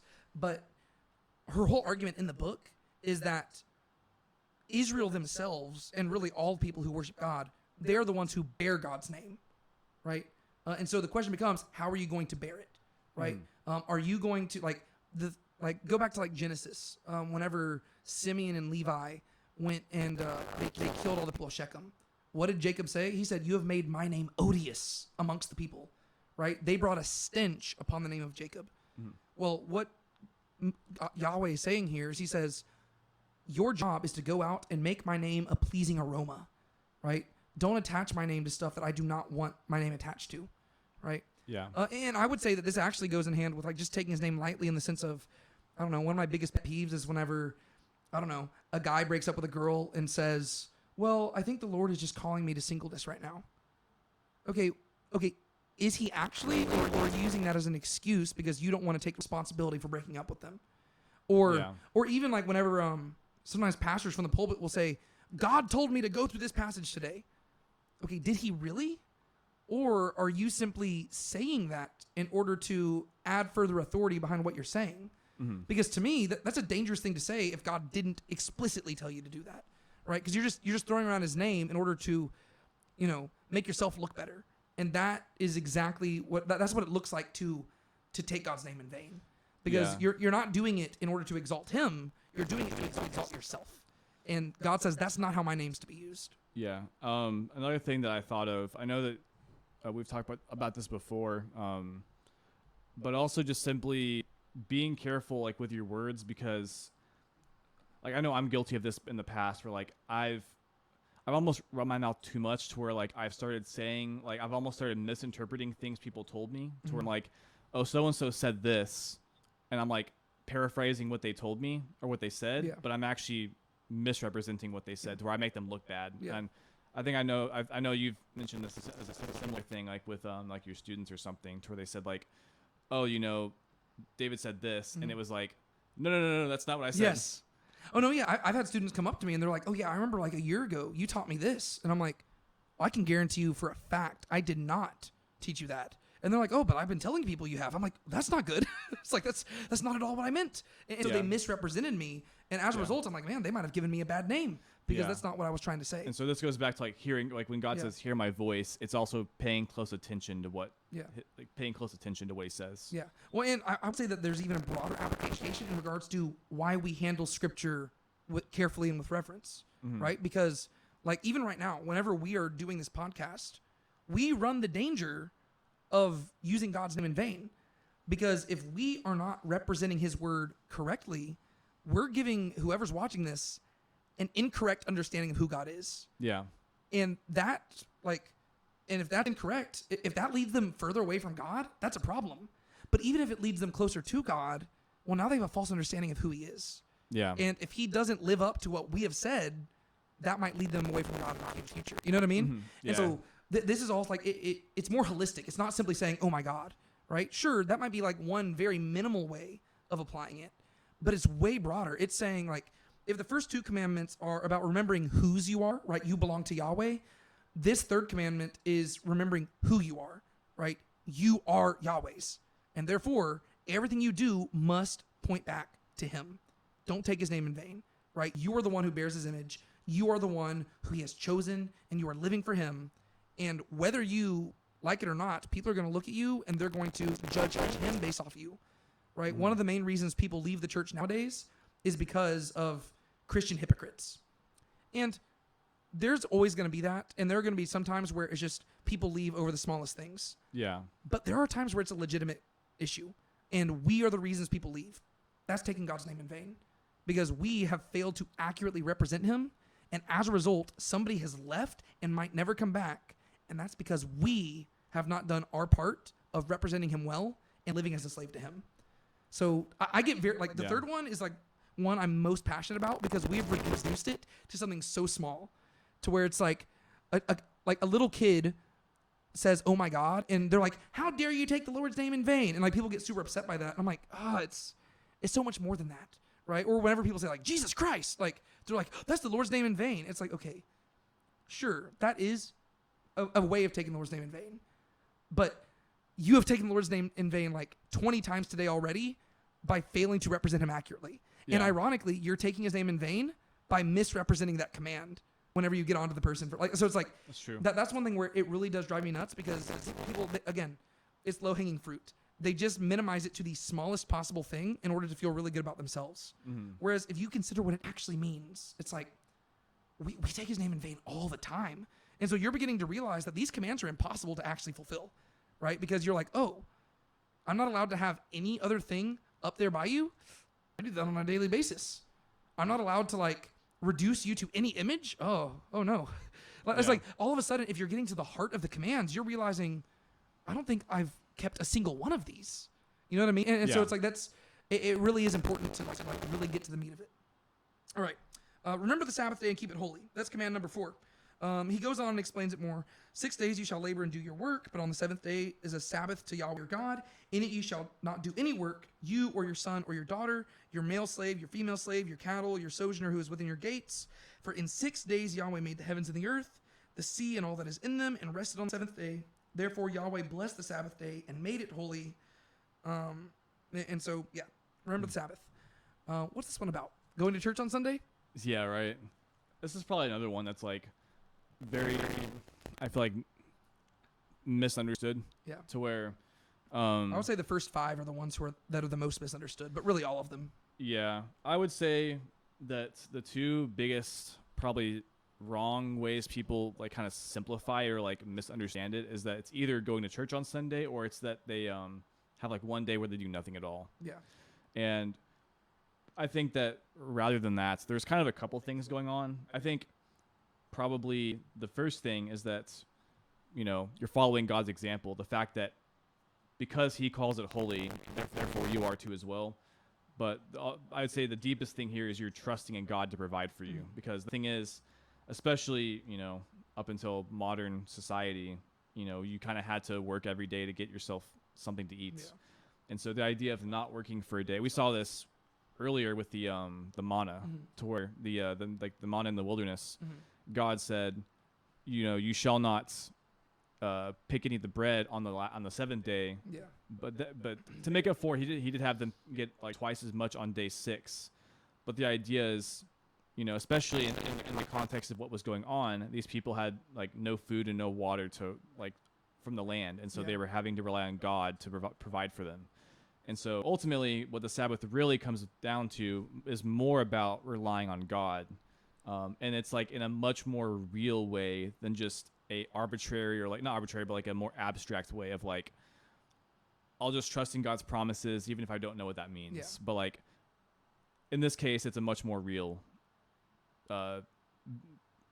demonstration of that. Yeah. If that makes sense. The reason we misinterpret the Sabbath command today is because we are products of a very privileged culture, right? Yeah. Nowadays, we long for days of rest, and that's because we take for granted all the good things we've been given, and we just like days off, and we like to just like chill out, and we are so privileged in our culture that even if we take days off, we take for granted that we will have food, and we will have water, and we will have clothes, because those are things that we already have stores of, right? We have savings accounts, and we have refrigerators, and we have air conditioning and all that stuff. But for all those reasons, that's why people in ancient times, they didn't want days off, because they had to work, they had to provide for their meals day by day. They did not have refrigerators to keep meals cold. They relied literally on their daily bread, right? And they wanted to put food on the table, and therefore you needed to work every single day to make sure you had enough for the next day. And so the command for the Sabbath back then was a command to trust God and to say, hey, God wants you to take a day off, and you don't have to strive. You can just trust him to provide. And that really does lie like behind all of these. Yeah. Right? Like every single command in this is a command to trust God to provide. Right? That's why you don't need any other gods, because Yahweh will provide everything you need. Right? That's why you don't need an image through which to worship God, because you don't have to see him. You can trust that he sees you. Right? That's why you don't need to, that's why you should not take his name in vain, because you trust that he will honor that and he will respect that. And you should trust that he's going to work through that to bring others to himself. Right? So all of these commands are just commands to trust. And what God is telling them to do here is he's telling them to set aside one day a week to intentionally cease from work and trust in him. Right? So this is not a command to simply be lazy and treat yourself. This is a command to actively deny yourself and trust in God, right? And also, this is not about Sunday at all, right? For some reason, there's this tendency in Christian circles to think that the Sabbath all of a sudden magically moved from Saturday to Sunday after the death and resurrection of Jesus. That's not what happened. The reason we go to church on Sundays is actually because Jesus resurrected on a Sunday, but the Sabbath day still is and has always been Friday evening to Saturday evening, right? The reason why they started gathering on the Sunday is because the early church was Jewish, and so they would get together with their fellow Jews on the Sabbath day, and then they would set aside another day to get together with their fellow Christians on Sunday, right? And so Sunday is not the Sabbath day, and ultimately the way that the book of Hebrews would present it is that all of us who are Christians have entered into Sabbath rest, and that's another thing worth keeping in mind. This Torah, this is where I also get frustrated. People treat the 10 Commandments like they're the only 10 commandment, the only 10 commands that apply to all people. Whereas you have to keep in mind that all the commands of Torah were specifically for the Israelite people. God did not expect the Gentiles to keep all these commands, right? He didn't expect the Gentiles to not take his name in vain. He did not expect the Gentiles to worship only him, right? It was Israel's job to do these things so that through them, the Gentiles would come to worship him, right? And so it wasn't the Gentiles' job to keep all the Torah. It was the Israelites' job to keep the Torah so they could be special to him, right? Yeah. Whereas for some reason we treat the 10 Commandments like it's a broad thing to everybody. No, all the commands of Torah are for Israel and Israel alone. But then there are certain things, whenever you look at the prophets, they do get onto the Gentile nations for things that just everybody should know is wrong, right? Rape, murder, things like that. It's injustice. Those are things that the Gentiles are gotten onto because God's you should know this innately, right? But he's not getting on to them about the Sabbath because he didn't expect them to keep it. And so as Christians, we would say, yeah, you don't have to take your day off on Saturday, but you should, in order to honor the heart of the command, take intentional steps to trust in God. And there are certain places where you might be tempted to rely on yourself, where you deny yourself and you say, I'm just going to trust God instead. So this is like one thing that I've like, just like, it's a really small thing. I don't even have any kids yet, but I've seen a temptation amongst parents to do this. And so I've like made this like preconceived commitment to do this when I have kids, Lord willing. But when it comes to like Life 360, right? That's like the app where you can like track your family members and stuff like that. There's nothing inherently wrong with that app, but I have seen many parents get so obsessed with the information on that app that it stresses them out, and it tricks them into almost believing that as long as they know where their kids are at, they are in control of their kids' lives, and like they can keep their kids safe. Whereas to me, I think that this would be a great opportunity, like, to metaphorically honor the Sabbath, is to deny myself and say, you know what? I'm going to entrust them to God, and I'm not going to track their every movement. Instead, when they leave, I'm just going to pray, God, keep them safe. And Lord willing, He will. It's like a very small thing, but it honors like the heart of the command, right? It's you're intentionally identifying places where you would normally trust in yourself, and you're denying yourself and saying, I'm going to trust God instead. That doesn't guarantee things are always going to work out in your favor, because that's not a promise that's made here, right? There are still times where Israel will go through famine, and Abraham trusted in God, and there were still famines during his days. The idea is that you still trust in God, right? And you have to let Him provide for you. And Jesus is going to pick up on this in Matthew 6, where He says, don't be anxious, right? He's like, there's so many things that you are worrying about yourself and you're not trusting God to provide. He says, look at the birds, look at the flowers. Are they stressed out? No, then you don't need to stress out either, right? Trust God to provide for you. Oh, you have little faith. And so it really seems like that's the heart of the Sabbath command. Yeah. If that makes sense. Yeah. I was going to say, like, one little, like, maybe slight nuance as well, just because we didn't technically use the wording of this, but I think it was the same kind of point. But especially when you consider who Israel is and who Israel will be, they're like these people who constantly strive to provide for themselves. Yeah. I do think that another part of the Sabbath is it's trusting in God, but also taking time to kind of like, especially for us nowadays, because we can have such busy schedules, and a lot of the busyness is kind of like, I don't want to say like empty busyness, but it kind of can be a lot of was it white noise almost? Yeah. I do think that it needs to be distinguished from like empty, like you can also have empty idleness, but I do think there is like a sense of like slowing down. Yes. So like, regardless of how you exactly honor the Sabbath, like you could even have it, like even if it is just like a specific day, like there is an aspect of like slowing down to where like, whether you're reading scripture, like however you're expressing it, like is trusting in God, but to do that, you kind of have to slow down to where you have to kind of get your mind away from like the daily distractions. Yeah. And like you're saying there, I think that's a healthy habit to adopt. I mean, there have been times in my life where like the way that my schedule worked is that Saturday was a good day to just like kind of just like slow down, and I would intentionally take efforts to do that. And it wasn't because I was trying to like fulfill all the commands of the Torah or anything like that. It's just because it's like, especially in our current culture, like you're pointing out, people are like so fast paced and like they feel this tendency to provide for themselves. It's like, you do need to slow down, like set aside the headphones, focus on God. Cause that really is the heart of it, right? What He's commanding them to do is not simply to stop trusting in themselves, it's to actively trust in God. And so that's why these would be the days that they gathered together and sang their hymns and prayed their prayers and studied the scriptures. Because it's saying you're setting aside the world to focus on God, and you're sanctifying time. And so, yeah, I mean, even going to church, sure, that could be an element of fulfilling the Sabbath, but it's not the entire thing, right?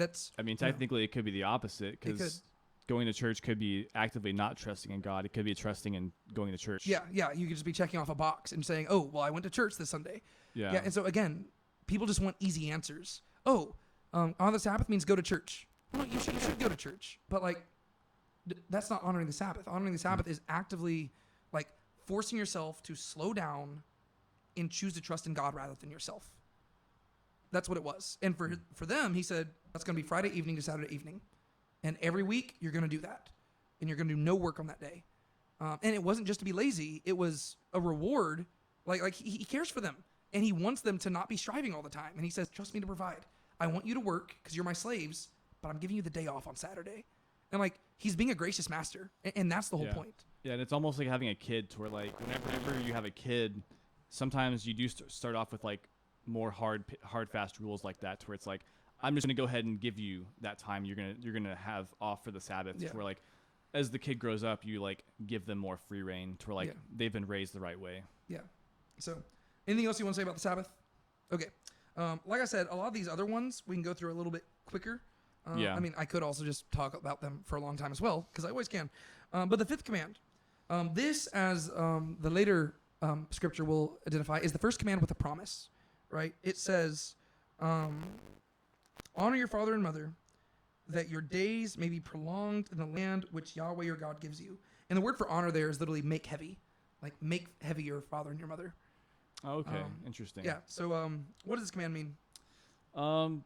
The way I've always taken it, at least at the most like straightforward way, is like submitting to your parents. And so, though I would say, I guess it probably would have to be a little more broad than that if you're considering all people, because adults that are like married, they're not really under their parents anymore. But I think it's kind of like probably at least two or three different things, like major aspects going on. I think as a kid, there is a big emphasis on like submitting to your parents, though it's still all three. But like, there's an aspect of submitting to your parents because they're authorities above you.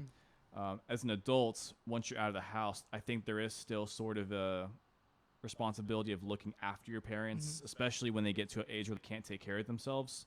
So providing for your parents, not ignore, like, especially nowadays, unfortunately, there is a move towards like people who kind of ignore their parents once they're out of the house and their parents get old and they go to nursing homes and stuff. There is that, and just also loving them like you would other people, to where I do think sometimes family can sometimes be the hardest people to love. And so the same parents that disciplined you growing up, they may be the hardest people to learn to love back. And so I think that as a kid, you should submit to them, do what they say, even if they're wrong. As an adult, you should look after your parents. Don't let them, take care of them whenever they get older. And I think at all times, you should honor them by, speaking well of them, and just, honoring them. I kind of blinked out on my last thought there, but I just said it a second ago.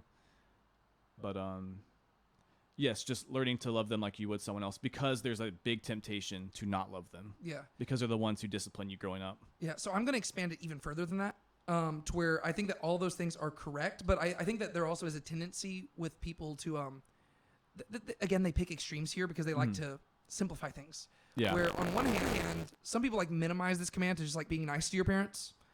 And then some people make it super extreme and like, it's like, blind obedience. Like, to where I see a lot of parents using this command in that way, where it says, the Bible says to honor us, and so you're supposed to like listen. Yeah. Whereas I think that later scriptures, especially when you get to like the letters of Paul and stuff, he pushes back on that. And he says like, parents, don't do that to your kids. Like, it's not your job to flex your authority over them. It is their job to submit to you, because we're called to submit to authority, but it's more than that.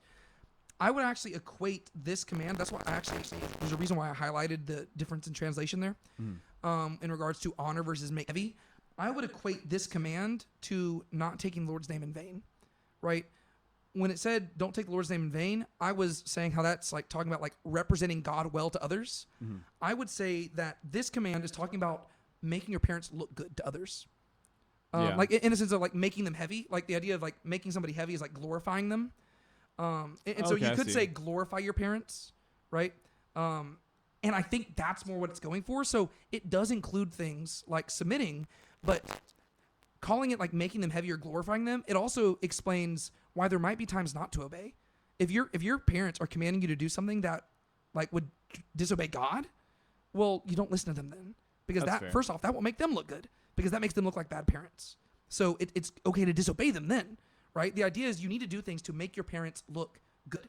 And then there's a much broader application of this, right? Because that means that whenever you go out into the world, you're not only representing God, you're also representing your parents, right? And I think this would be felt more in an ancient culture than nowadays, because nowadays, we have last names and stuff to identify ourselves. Back then, how were you identified?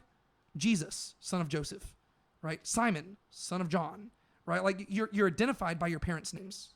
And so like me, my dad's name was David, so I'd be David, son of David, David Davidson. And so the idea is like who you are cannot be separated from your parents. Mm-hmm. And so when you live, make your parents look good, right? Behave like an upstanding citizen. Go out and be kind, like all the things that would bring a good reputation upon your parents. Go do those things. And so I would like, this is like the human component of not taking the Lord's name in vain, right? When you go out in the world, make God look good, but also make your parents look good, right? Like make it to where they could look and say, I'm proud of that kid. So it's not just about blind obedience or just being nice to them. It's actually much more encompassing to where, I mean, your parents could be dead and you're still honoring them and you're still, you know what I mean? It's like the idea of you're giving people a good reputation to where like they look at you and they say, man, you must have had really good parents. And you might have had the most deadbeat parents in the world, but it's because of your actions that people are left with that conclusion. Yeah. You know what I mean? And so like, that makes sense. I think that's what it's getting at. So it's actually very broad. Whereas again, I think people just minimize it because it's an easy, hey, go clean your room. Well, the Bible says honor your parents, so I better go do it. It's like, well, yeah. But like, there's ways to do this even beyond that. And I think that's why it comes up again and again throughout Scripture, because it's not just about, hey, you better listen. It's like, no, like, you have a responsibility to make them look good. They gave you life. They raised you up. Go out and honor them with your life. Like, so I think it's kind of going for that. That makes sense. All right. Command number 6, don't murder. What's that one about, Sean? Well, as we've already mentioned a little before, obviously murder itself refers to like unjustified killing, but as we've talked about, if you're getting more to the heart of what is talking about, it can't simply just be not committing the act of murder, because that's basically saying only don't do the very last part of murder, because murder doesn't start at killing someone. It starts before that. It starts with having some kind of disposition towards someone, whether you got wronged or like whatever the case is. It starts with anger usually, and that leads to murder. And so I mean, I would say that by saying you shall not murder, it's kind of more talking about the way that you like. I mean, I guess in that sense, the opposite of anger would be like forgiveness and love. Mm-hmm. And so, I mean, the most straightforward interpretation is, don't kill people for like unjustified. Yeah. Well, and again, and not all of these are supposed to be like trick questions or anything like that. Yeah. Don't murder means don't murder. Like, just don't go do it. But then what you're answering is the question of like, why? Right? Like, so there's like a deeper nuance to it. And that's what you're kind of getting at right there. Yeah. Well, especially if you're just considering like the rest, like the ones we've gone through so far that are a lot deeper than that. It's like, it can't simply just mean don't commit the act. Yeah. But so it would go deeper than that for sure. Yeah. Well, I think a lot of the simpler ones here, there's no explanations because the explanations have already been given prior. Right? So we know that murder is wrong because if you go back to like the early chapters of Genesis, you have Cain killing Abel, and later on after the flood, God says, God like made man in his image. And so for the person who takes the life of an image bearer, his life shall be taken. And so really the reason why murder is bad is because life is good. And whenever you take somebody's life from them, you are doing something that only God can do because life belongs to God, not to you. Mm-hmm. And so to say do not murder is to say honor and protect life at all costs. Yeah. Right. And so then once you've clarified that, then you can see how this opens up in a lot of ways, right? To where then you can get down to where Jesus says, murder's bad, but if you're angry at your brother, you're guilty of judgment. And if you've called your brother fool, you're guilty. Like, you can be sentenced to the fires of hell. Because what he's pointing out is that it's really like what murder is just the extreme version of objectifying somebody, right? Mm-hmm. You have stopped viewing them as an image bearer of God, and you have reduced them to an object of your anger that you can do whatever you want to so far as even taking their life. And it's like, don't do that. This is an image bearer of God, and therefore you should treat them how you would want to be treated, right? Because you're also an image bearer of God. And so they might have done all this bad stuff against you, but guess what? You've done bad stuff against others. Would you want people to murder you? No, you wouldn't. How would you want them to treat you? You would want them to forgive you. You would want them to show you compassion. You would want them to still be kind to you. Okay, we'll do that to the other person, right? And so a lot of these easier commands, they're built on what we've seen previously, right? Mm-hmm. So he says, do not murder, but what's it mean? Forgive, right? It's like not only forgive, don't be life-taking, be life-giving. right? Yeah. And so that's really what we're getting at here. Yeah, and I would say also, like, especially when you're going back to like early Genesis, most of the focus around was around righteousness and justice, and I would say that this is also an aspect of justice, to where, like I said before, there's a difference between murder and like death/killing, to where on one level it's saying it's not condemning all death or killing, it's saying without reason, but then that poses the next question: is how do you determine yourself when it's okay to do that? And the question is, well, it's not your decision, it's God's the one who enacts justice. And so it still ultimately would boil down to trusting in God's justice. And so that might mean that sometimes someone does suffer a death penalty. I mean, as you're going to read later on, there are plenty of laws that include death as punishment for things. So it's not saying that those can't ever be enforced, even if you shouldn't necessarily enforce every single time you could. But ultimately, it's submitting to God's, putting justice in God's hands. Well, and that is good clarification, because what this is not saying is that all violence is prohibited at all times. Mm-hmm. It's not saying that. But It's just saying, don't be a life-taking person, be a life-giving person. Yeah. And your goal should always be to produce life if possible. Mm-hmm. But there are going to be times where, like later on, Scripture will make it clear. The death sentence, that's a thing. To where it says eye for eye, tooth for tooth, life for life. But then later on, Jesus will say, well, yeah, but you can also show mercy, right? And so there's a time and place to where one thing might be allowed, but the question is that always the right decision? And that's where you get into the more nuanced, difficult decisions of life. But it's not always black and white. Plus, if you just stop at saying, like, murder is only reasonless killing, it can still be easy to self-justify that you think you're doing justice, and so it still might be murder or be unjustified killing, but you've convinced yourself of it. And so ultimately it comes down to like following God's justice, not just your own justice too. Yeah, makes sense. All right, command number 7, shall not commit adultery. What's it mean?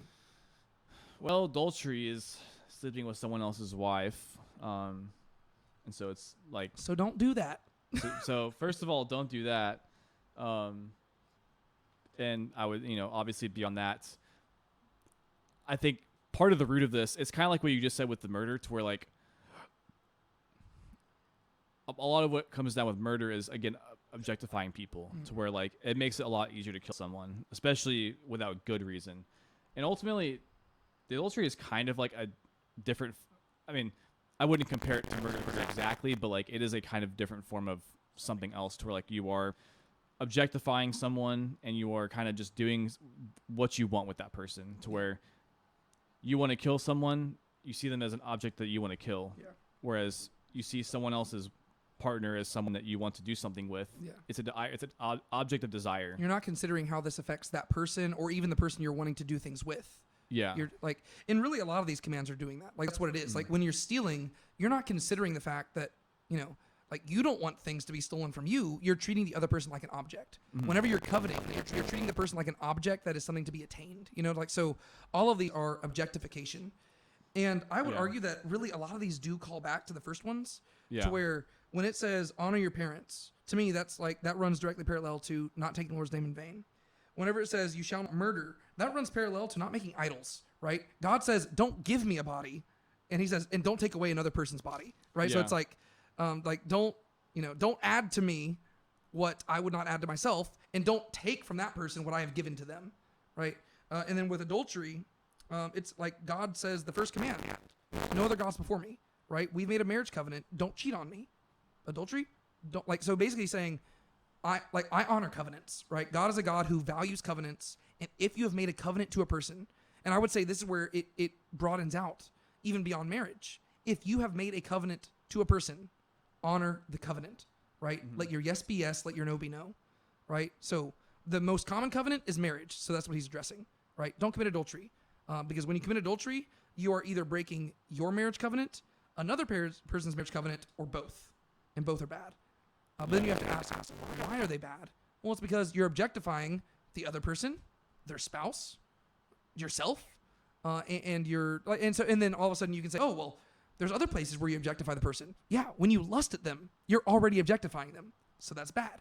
And so that's where, again, you get to see how this one very simple command spirals out into a bunch of other stuff. Yeah, I mean, in a way, you could say that the first few commands are almost like objectifying God as well. It's not exactly the same as with the people, but it makes sense because first you have to establish how you relate to God, and then considering that everyone's made in the likeness of God, um, whenever you're objectifying people, you're putting them below you. Yeah. And so, again, with like love God and love people, like first you love God, you don't treat him as an object, which whether that's like objectifying him in your head or like literally objectifying him. Out of that, then you also like once you've established who God is, then you can treat people the right way. Yeah, yeah. And so, do not steal. Again, we can do a simple answer here: don't steal, right? But then you go deeper into that, and it's really about. I mean, here you have God acknowledging like the idea of property, right, and that somebody can own something.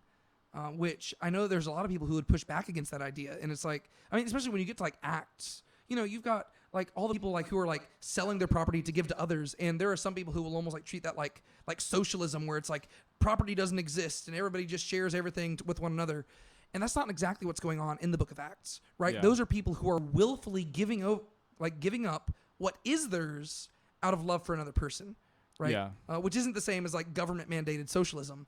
But right here, God is acknowledging that property is a thing, and you should not steal it, right? So honor like what belongs to another person.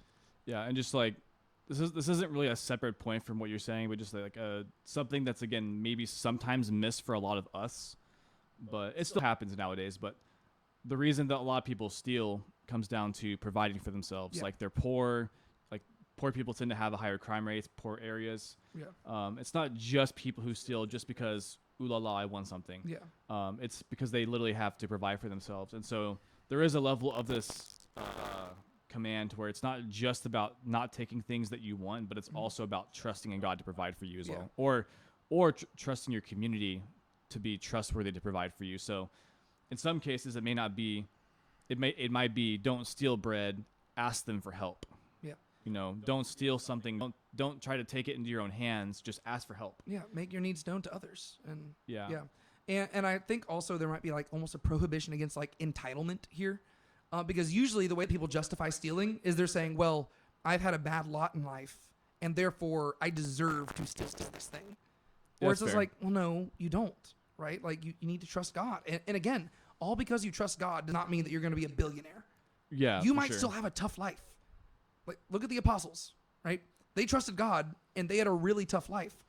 But it's better to have a tough life and to trust God and to have a clear and clean conscience than to get all the things you ever dreamed of, but at the cost of your own soul. You know what I mean? And so the idea is like, no, don't go steal, right? You're not entitled to that. All because you want it does not mean that it is yours, right? That is that person's, and God allowed that person to attain it, and therefore it's theirs, right? Sure, you might think that Robin Hood's awesome because he steals from the rich and gives to the poor, but it's still stealing, right? And yes, you can justify it, but you're not honoring like what God has given, right? Ultimately, you've got to trust that God is in charge and he will provide. And that means that he has provided that person with what they have, and you might not like it, and you might even be able to see how they acquired that thing through unjust gain. But that does not therefore mean that it is your job to be a vigilante who then takes things into your own hands to provide for yourself. It's like, no, you're still violating it. And so again, this goes beyond just like burglary, right? I would say this goes into all sorts of other things where you could just, business transactions, like it's justice, right? You are stealing whenever you have like weighed scales, right? Yeah. And so it's all sorts of things where you are trying to provide for yourself in a false manner. Right. Yeah, what was the verse in Ezekiel where it was like charging like with interest or something? It was I don't remember the verse, but it was something where it involved like dealing falsely. Yeah. And speaking of dealing falsely, command number 9, it says, "You shall not bear false witness against your neighbor." Usually this one is really reduced to simply don't tell a lie, but that is actually not what it is saying really at all. That's part of it, but it's more specific than that. What is this saying? Whenever I think of bearing false witness, I would like, I guess the most straightforward thing I do think of, lying would be a big part of it, but like this is more about like a sense of false justice to where, like, how do I put this? like kind of, you're almost kind of throwing someone under the bus, but like you are saying or doing things to kind of belittle them and objectify them and make them look bad. Yeah, exactly. To like make them look bad. Even if it's not entirely in line with the truth, right? And so this, I mean, the most straightforward manner would be in a court of law, right? Yeah. If you were standing on court, do not falsely testify, right? Tell the truth. But there's also broader applications to this, right? Whenever you gossip about somebody or whenever you spread a rumor, what are you doing? You are spreading false witness, right? And you could say, oh, well, I know for a fact it's the truth. Yes, but the way that you're sharing that truth is intentionally trying to make that person look negative. And therefore you are falsely representing them, right? You are trying to make them look in a negative light, right? And so there's a much broader application of this. And then you have to get to the question of why. And the why would be because truth matters. And God is a God of truth. And God is not a God who delights in falsehood. And that's what ties into the previous stuff, right? Where it's like, let your yes be yes, let your no be no, right? Like all of it lies into like, if God honors covenants, like why does he honor covenants? Well, because he's a God of truth, right? If you pledge yourself to your spouse, don't commit adultery, right? If you pledge yourself to God, don't worship other gods, all right? Well, it's also your responsibility to not misrepresent other people, right? Because God is a God of truth and he does not delight in falsehood. Yeah. What this is not doing is saying that all lying at all times is absolutely prohibited. Because there are times in scripture where lying is the correct thing to do because you're saving somebody's life, right? And there are times where I have seen, I remember getting into I wasn't heated, the other person was heated, but a debate, we were in the passage with, I forget which one, I think we were in 1 Samuel, and we were talking about where Saul's daughter, Michal, David's wife, she saved David by dressing him up like basically letting him escape out the window and covering him up with like covering an idol up with a blanket and saying that like David was sick and stuff. And we were debating about whether or not that was like a sin or not. First off, idolatry, that's sinful. So Michal's not like perfectly clean here. But I was arguing that in that instance, the lie was justified. And we might have been talking about a different story, but I think it was this one. But I was like, well, no, in that instance, you're preserving life. And God, again, God cares more about the heart of the command because he wants you to be a person of truth who's like, and a life-giving person. And so when it comes between like, if you have an evil person seeking some, like an innocent person's life, in that instance, it's probably okay to lie in order to save an innocent person's life. God does not want you to tell the truth and so willfully hand this innocent person over into evil person's hands, right? Yeah. That would almost like kind of turn God into this like tyrant who like a person who does not like have like a personality who cares about the nuance of situations. He just gives these hard and steadfast rules, which I believe is not the God represented in Scripture. Yeah. And again, if I'm wrong, I'm willing to be corrected there. But I remember getting into like a debate with this guy where he was getting very upset. He was like, "No, a lie is a lie, and all lies are bad." And I'm like, I don't know. There are some places in Scripture where it seems like some sort of untruth is justified if what is at stake is something that matters to God. Yeah. Right? It's not saying you should go around telling white lies. No, in general, yes be yes, no be no. You should be a person of truth, but you should also be a person of character who doesn't just hand over innocent people into the clutches of evil men. Yeah. Right? And so that's just something I just want to highlight because, again, every single one of these rules requires nuance, hence why you have the rest of the Torah, right? To where it begins to outline these things. Yeah, and it kind of reminds me of the whole not taking God's name in vain and honoring your parents, to where it's kind of the same thing, like not objectifying and also trying to make them look good and not like making them look bad. Yes, yeah. And again, it's just teaching you to love your neighbor. Right? Yeah. Don't misrepresent, because all these things, whenever you do these things, you're loving yourself, right? And I know that our culture loves to say you can't love others before you love yourself. The Bible does not say that. The Bible says you naturally love yourself. That's why you commit adultery. That's why you steal. That's why you dishonor your parents, because you're always wanting to do things to advance yourself at the cost of others. You naturally love yourself. So the Bible says, take that love, give it to others for a change, right? Love your neighbors as you would yourself, right? Yeah. Which then leads us to the final command. You shall not covet your neighbor's house. You shall not covet your neighbor's wife or his male slave or his female slave or his ox or his donkey or anything that belongs to your neighbor. And this is the one where even if you were looking at all the others and saying, I have fulfilled all of them, you can't say that you fulfilled the 10th command. Because this literally is saying, don't desire things that are not yours. Mm-hmm. Uh-oh. That's impossible to do. Because what it's really saying is be absolutely content at all times. Don't look at another person and say, man, I just really want that thing. Well, because what you're saying is you're dissatisfied with the life that God has provided you, and you're coveting that person's life. This is like social media personified, right? Nowadays, it's like so many people, like I know friends where they're like, I have to get off social media because I was just constantly like desiring this other life, and it was making me just miserable. And I'm like, yeah, that's a danger, right? Because if you're constantly coveting other people's lives, you're not content with the life God has given you, and you're not trusting Him to provide. All of a sudden, you're just constantly anxious because you want to go on these exotic vacations and you want to have all these things. And it says, don't covet those things. What else do you pick up on that last command? That's the main thing I picked up on was like being, like you said, content with what you have. Because again, a lot of these desires that like all these objects of desires he lines out, or that they shouldn't be objects of desire. They all come down to either like some sort of like pleasure or like provision, to where it's like like a house. It's like, I mean, you can picture it. It's like, you know, you want, like, you see like the good life on social media, but it's like you want like a better house, you know, or it's like the neighbor's wife. It's like you see like their relationship, and that's like, that's what I want. I want that relationship. And it's like, I mean, oftentimes it's not as, you know, sunshines and rainbows as it looks, but even if it was, the idea is like you should be content with what you have. And like slaves and donkeys and animals, that seems to all kind of revolve around like some sort of prosperity, like having slave labor or having like just like animals. But Or no, go for it. No, it's, well, what I was going to say is that we have to be very careful here, because this is something where like ideas of coveting are so ingrained into our culture, to where we've just made it, this is like something that's super normalized, to where like, you know, I'm a youth pastor. I don't make a lot of money. I don't, and I'm content with that. Like, I don't need a lot, but like, it's so crazy how hard it is to convince other people that I'm content with that, because it's so wired into their heads that we always like, and don't get me wrong, if somebody just like offered me more money, I'm not going to turn it down. Right. But it's not something I need. Right. I don't need like endless money, but like, it's so ingrained in our culture that it's like, no, you always need more money. You always need more things. You always need more. Like, that's just a healthy thing. Yeah. And like, it's like trying to convince like just people around us, like, oh no, it's fine. Like I'm content with what I have.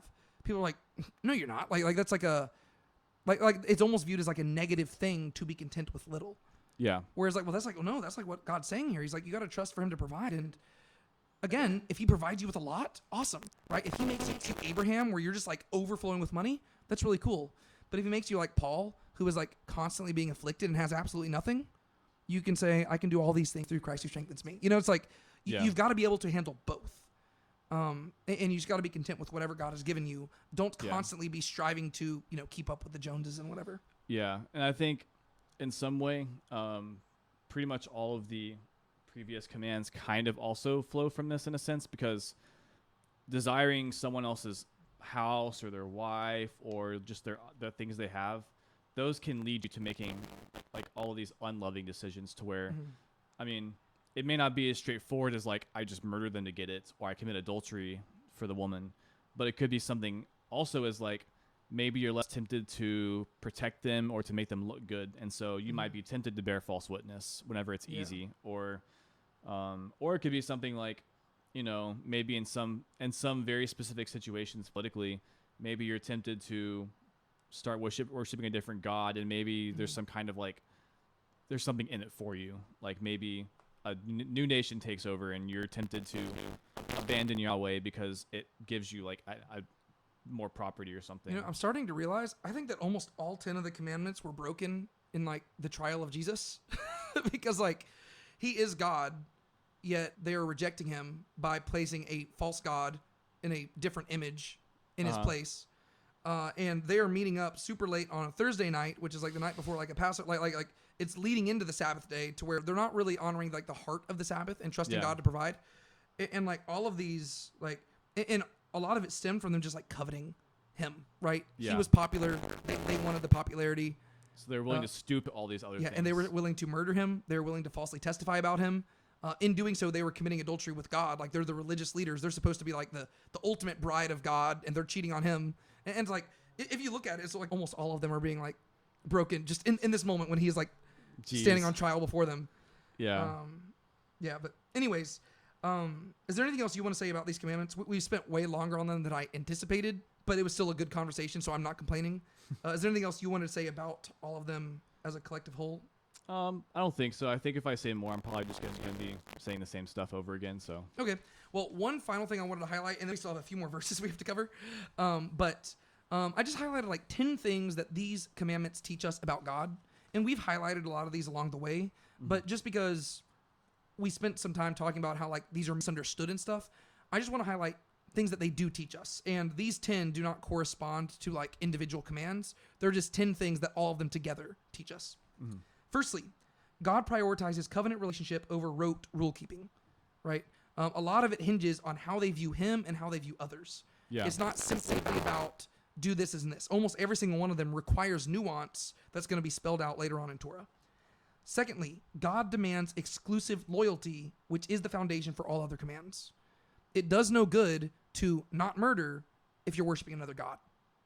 Like, you're still going to be separated from him, right? Sure, you might be a better person in this life, but you're still separated from God. So it should be your obedience to Yahweh that leads you to obey his commands. Thirdly, God cares about every sphere of life.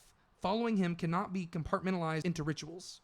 And sure enough, like whenever you look at commands like 4 through 10, the way that I would like say they contribute to the overall commands is that the Sabbath is about sanctity of time.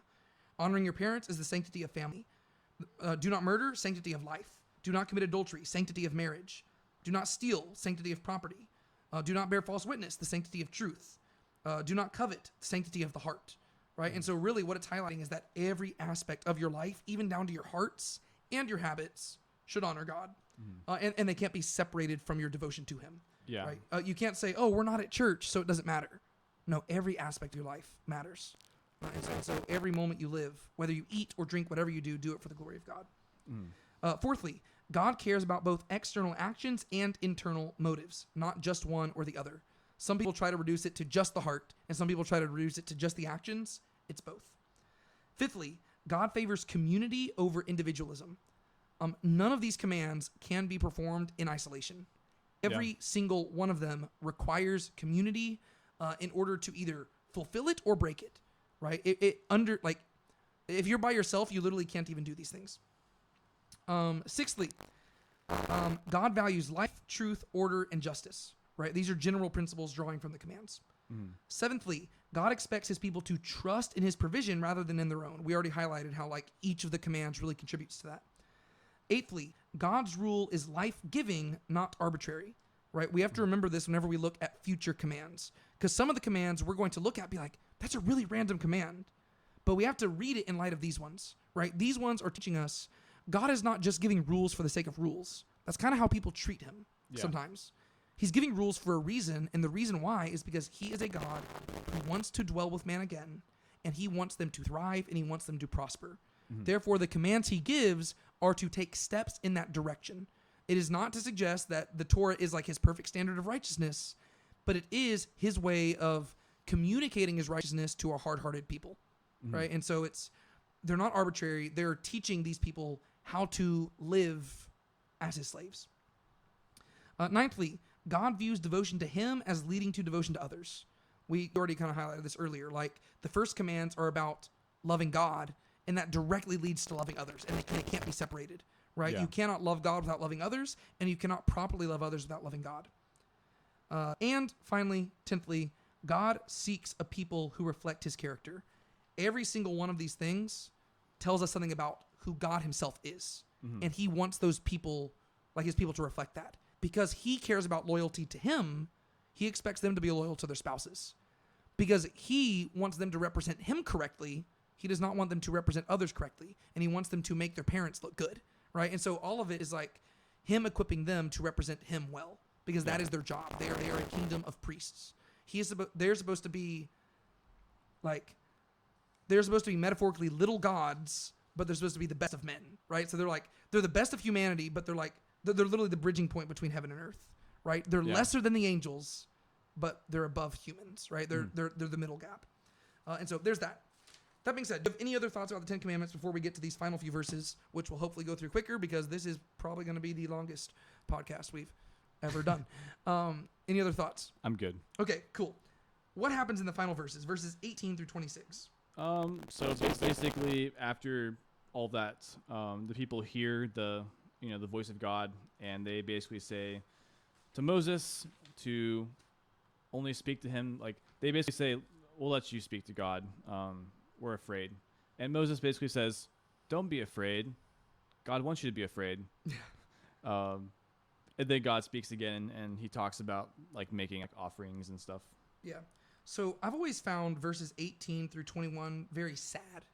It's very heartbreaking because, leading into the whole Ten Commandments and stuff like that, you have God, like Moses preparing the people and God preparing Moses for God's arrival, and he says, you got to keep a distance.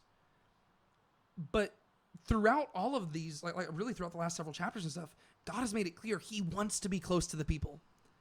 And then God finally arrives, and it says, all the people perceived the thunder and the lightning flashes and the sound of the trumpet and the mountain smoking, and the people perceived it, and they shook and stood at a distance. And that's not inherently bad, because standing at a distance is what they were supposed to do. But then you get their reaction. They said to Moses, "Speak to us yourself, and we will hear. But let not God speak to us, lest we die." In these commands, God just communicated how life-giving he is. He wants them to live. And he did clarify to them, if they drew close to him, they would die. But he never said that just listening to him, they would die, right? The whole point is that, like, he wants to give them life, and he wants to be their source of life. Yet they're like, Moses, this is too much, right? Yeah, this is like almost like the garden, to where like after they eat the fruit, they hear God walking. Like, they hear the sound of God, and they flee, and they're like, they stand at a distance, and they say like, they basically say like, or I think it just says he hit himself, but the implication is like they're afraid of dying, basically. Yeah. Well, and it also ties even further back where Eve is talking to the serpent and said, like, we know that God said, don't eat the fruit. She says, we're not supposed to eat it or touch it, right? Mm-hmm. They're adding a prohibition to protect themselves. Yeah. But it's like, well, no. You were supposed to touch the tree because you're supposed to take care of the garden, and you were supposed to hear the voice of God, right? And so, but they're adding these prohibitions out of self-preservation, and like, again, this is like the foundation of legalism, and it's separating them from God. Yeah, and I don't know if this is supposed to be a parallel, but like, you could almost say that this could be almost like I remember whenever we talked about in the garden with the fruit of like the knowledge of good and evil, how like part of it seems like it wasn't like God's timing, to where it's like, this is almost like the time when God is giving the knowledge of good and evil. Yeah. To where like he's giving the 10 Commandments and saying like, this is what's good, this is what's not good. And this should have been the point where they had the opposite reaction of Eden, but they're still doing the same thing. Yeah. Yeah. Instead they just say, Moses, you know what? We've heard God, but we don't want to hear him anymore. We're afraid he's going to kill us. And it's like, no, that's not what he's saying. He wants to give you life, but he wants you to hear him, right? Like again, it's like you have to approach him on his standards. But they're saying, no, we'll listen to you, but not him, lest we die. And Moses says, do not fear, for God has come in order to test you, in order that the fear of him may be with you, so that you may not sin. So he clarifies, he's like again, it's funny. He says, do not fear. God wants you to fear. But what they're supposed to, like, the fear should lead them to not sin. It shouldn't lead them further away from him, right? Because that's going to lead them into sin, right? Like, withdrawing from him is going to be the thing that causes them to sin. Whereas really it's just the fear alone should make them sin. Like, they should fear him so much that they want to be as close to him as possible. Sure, they might not be able to touch the mountain, but at least they can hear his voice, right? Because they want to be as close to him as possible. But instead they're like, we're so afraid that they've learned the wrong lesson, and they're withdrawing from him. Yeah. And Moses is like, guys, no, you're missing it. The fear should lead you to not sin. It shouldn't lead you away from God. But they're like, nope, we want you to be our mediator. And so poor Moses is going to have to go up and down the mountain again and again and again. And so again, we see that even in this moment, like, it's like, this is supposed to be the most intimate moment. Like, God has showed up on the mountain. He has proposed to the people. They have accepted the proposal. This is like the wedding ceremony right here. And they say, yeah, but we don't want to be intimate with him.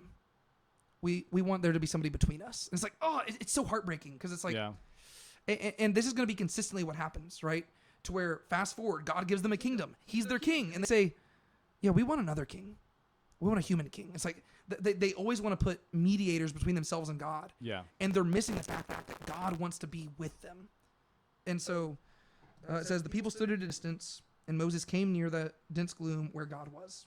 And I find that so sad. And it's like, I don't know, like they missed the point. Yeah. And so they draw away, but they were supposed to draw near, at least with their, with hearing. And so then you get to verses 22 through 26, which really arguably belong at the beginning of chapter 21, because they shift into what we now call like the covenant code, which is chapter 20 verses 22 through the end of chapter 23. And this is where God begins to kind of expand on a lot of the principles found in the Ten Commandments. But I think that you could argue that these do still fit in chapter 20, because once you get to verses like 1 and 2 of chapter 21, it's going to be saying, okay, well, here's commandments about like how you treat people, whereas verses 22 through 26 do have to deal with how you relate to God. And basically, verses 22 to 23 explain acceptable worship to God, and then verses 24 through 26 explain like acceptable access to Him. Right? And so we'll go through these hopefully somewhat quickly. Yahweh said to Moses, verse 22, "Thus you shall say to the sons of Israel, you yourselves have seen that I have spoken to you from heaven. You shall not make gods beside me, gods of silver or gods of gold. You shall not make for yourselves." So what is God explaining here? Because like it seems like He's making a contrast. You have seen that I spoke to you from heaven, therefore do not make idols. What is that logic? It seems like at least part of it is the contrast of heaven and earth, to where like He spoke to them from heaven, so don't make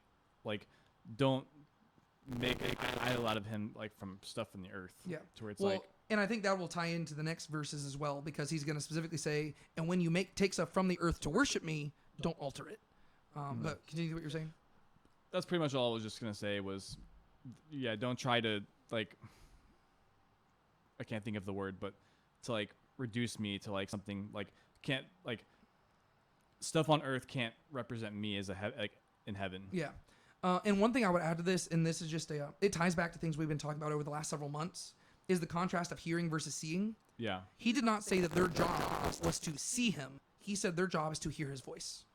And so He says, you have seen that I have spoken to you, right? So they can't see anything. They see Him dwelling on the mountain, but what they do see is the lightning and the thunder and the voice. And so He says, you have heard me, right? The thing you have seen is my voice. Yeah. Right? You have heard my voice, therefore don't make an idol. So He's saying acceptable worship is not going to take the form of you making an idol to see me. Acceptable worship is you hearing my voice, right? And so he's drawing a line in the sand saying, this is how I'm going to be worshipped, right? You're going to hear my word and obey it. You're not going to make something to see me, because he's separating them from the pagan religions, right? The pagans, they worship their gods by seeing them. They make these idols. They sacrifice to the idols. That's how they worship their gods. But they don't hear from the gods. The gods don't speak to them. The gods don't have a relationship with them. It's true. God says, I'm different. He says, you're not going to see me, but you are going to hear me. And you're going to hear me through the prophets. And prior to this, they heard Him from the mountain. But going forward, He's going to hear through Moses and through all the prophets. And this is why the Jewish people or the Hebrew people are set apart. They're the people of the book. There's no other religion prior to Judaism that had like a canonical text that they just like called to. Like, yes, they had mythic traditions, but there were different types of them. Whereas the Jewish people, they have one canon, right?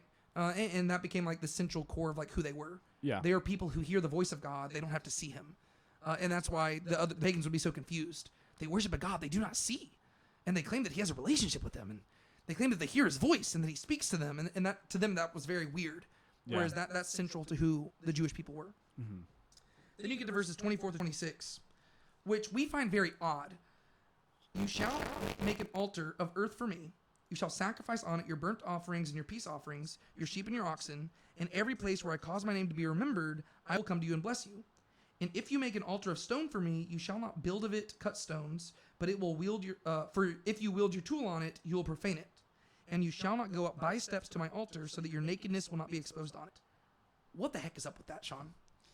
Yeah, so I don't have like the best answer for this, but it does seem like at the very least, like I know, like I would say for sure that the building of cut stones, it just seems like it's kind of similar to the gold and silver, to where like human craftsmanship is not going to be like able to represent what God is in heaven. To where if like it's almost like if you're going to use the earth to do something with worship, you have to like let nature be nature in a way, because God created nature. It's where it's like you're almost using God's craftsmanship versus human craftsmanship. Yeah, I think what it's saying is that in order for Israel to access God, they have to rely on God's graciousness and on God's good gift rather than on human effort. Because, again, if you contrast it with pagan religions, a lot of them are like known for like, I mean, even to this day, like people will travel the world to go look at these amazing, fantastic, crazy, elaborate shrines and altars that the pagans made to their gods. And the more elaborate the shrine, the more likely it was that the gods would come and visit them. Right? You think of like the Parthenon and stuff like that. It's like these amazing shrines to attract the attentions of the gods. Whereas God's like, I'm not impressed by that stuff. He's like, in fact, I don't want you to do that. He says, the art that I want is creation. He says, because I made it. Right? I made creation, and therefore, don't think that you can make it better. Right? If you're going to make an altar from the earth, don't cut the stone. Right? You can't improve on what I already called good. So just stack the stones on top of each other. And he's saying, be very careful in how you approach me. Because when you approach and you're walking up, like when you're going up the, or he says, don't make steps for the altar. Because when you're going up it, it's like, I'll see your nakedness, because the idea is like they have a robe on and he can see up. He says, don't do that. Right? You have to be very mindful of the fact that I am truly there and I am truly seeing what you're doing. And you need to take aspects to revere me and set me apart from the other gods. Right? The other gods, they're trying so hard to impress them, but they really treat them lightly, because they treat the gods like they're not even there. Right? They make these elaborate things and they just like walk on them, and their nakedness is visible, and they act like the gods don't see it. And that's because they try to act like the gods are hard to reach, but then they act like the gods aren't there. He says, well, I am hard to reach, and I only accept worship in a certain way, but I am really there. And so he says, be very mindful of how you approach me. And so that's kind of how I was interpreting that. That makes sense. But it is a very weird thing from our perspective, because we don't make altars and we don't wear robes. And so like the commands to us are very foreign, but we have to contrast it with the religions around them. And I think that kind of makes more sense. Yeah, that makes sense. So anyways, do you have anything else you want to say? I tried to talk a little bit quicker there just to get us through it. Because this is, I think, the longest. I have to look at the timestamps, but I am pretty confident this is the longest podcast we've done so far. I bet. Despite the fact that this was one of the shortest sections. It just happened that there's a lot of, I mean, the 10 Commandments are in there, and you can't just breeze through the 10 Commandments. You have to really spend time on them, especially because they've been misused so long. For sure. But is there anything else you want to say before we wrap things up?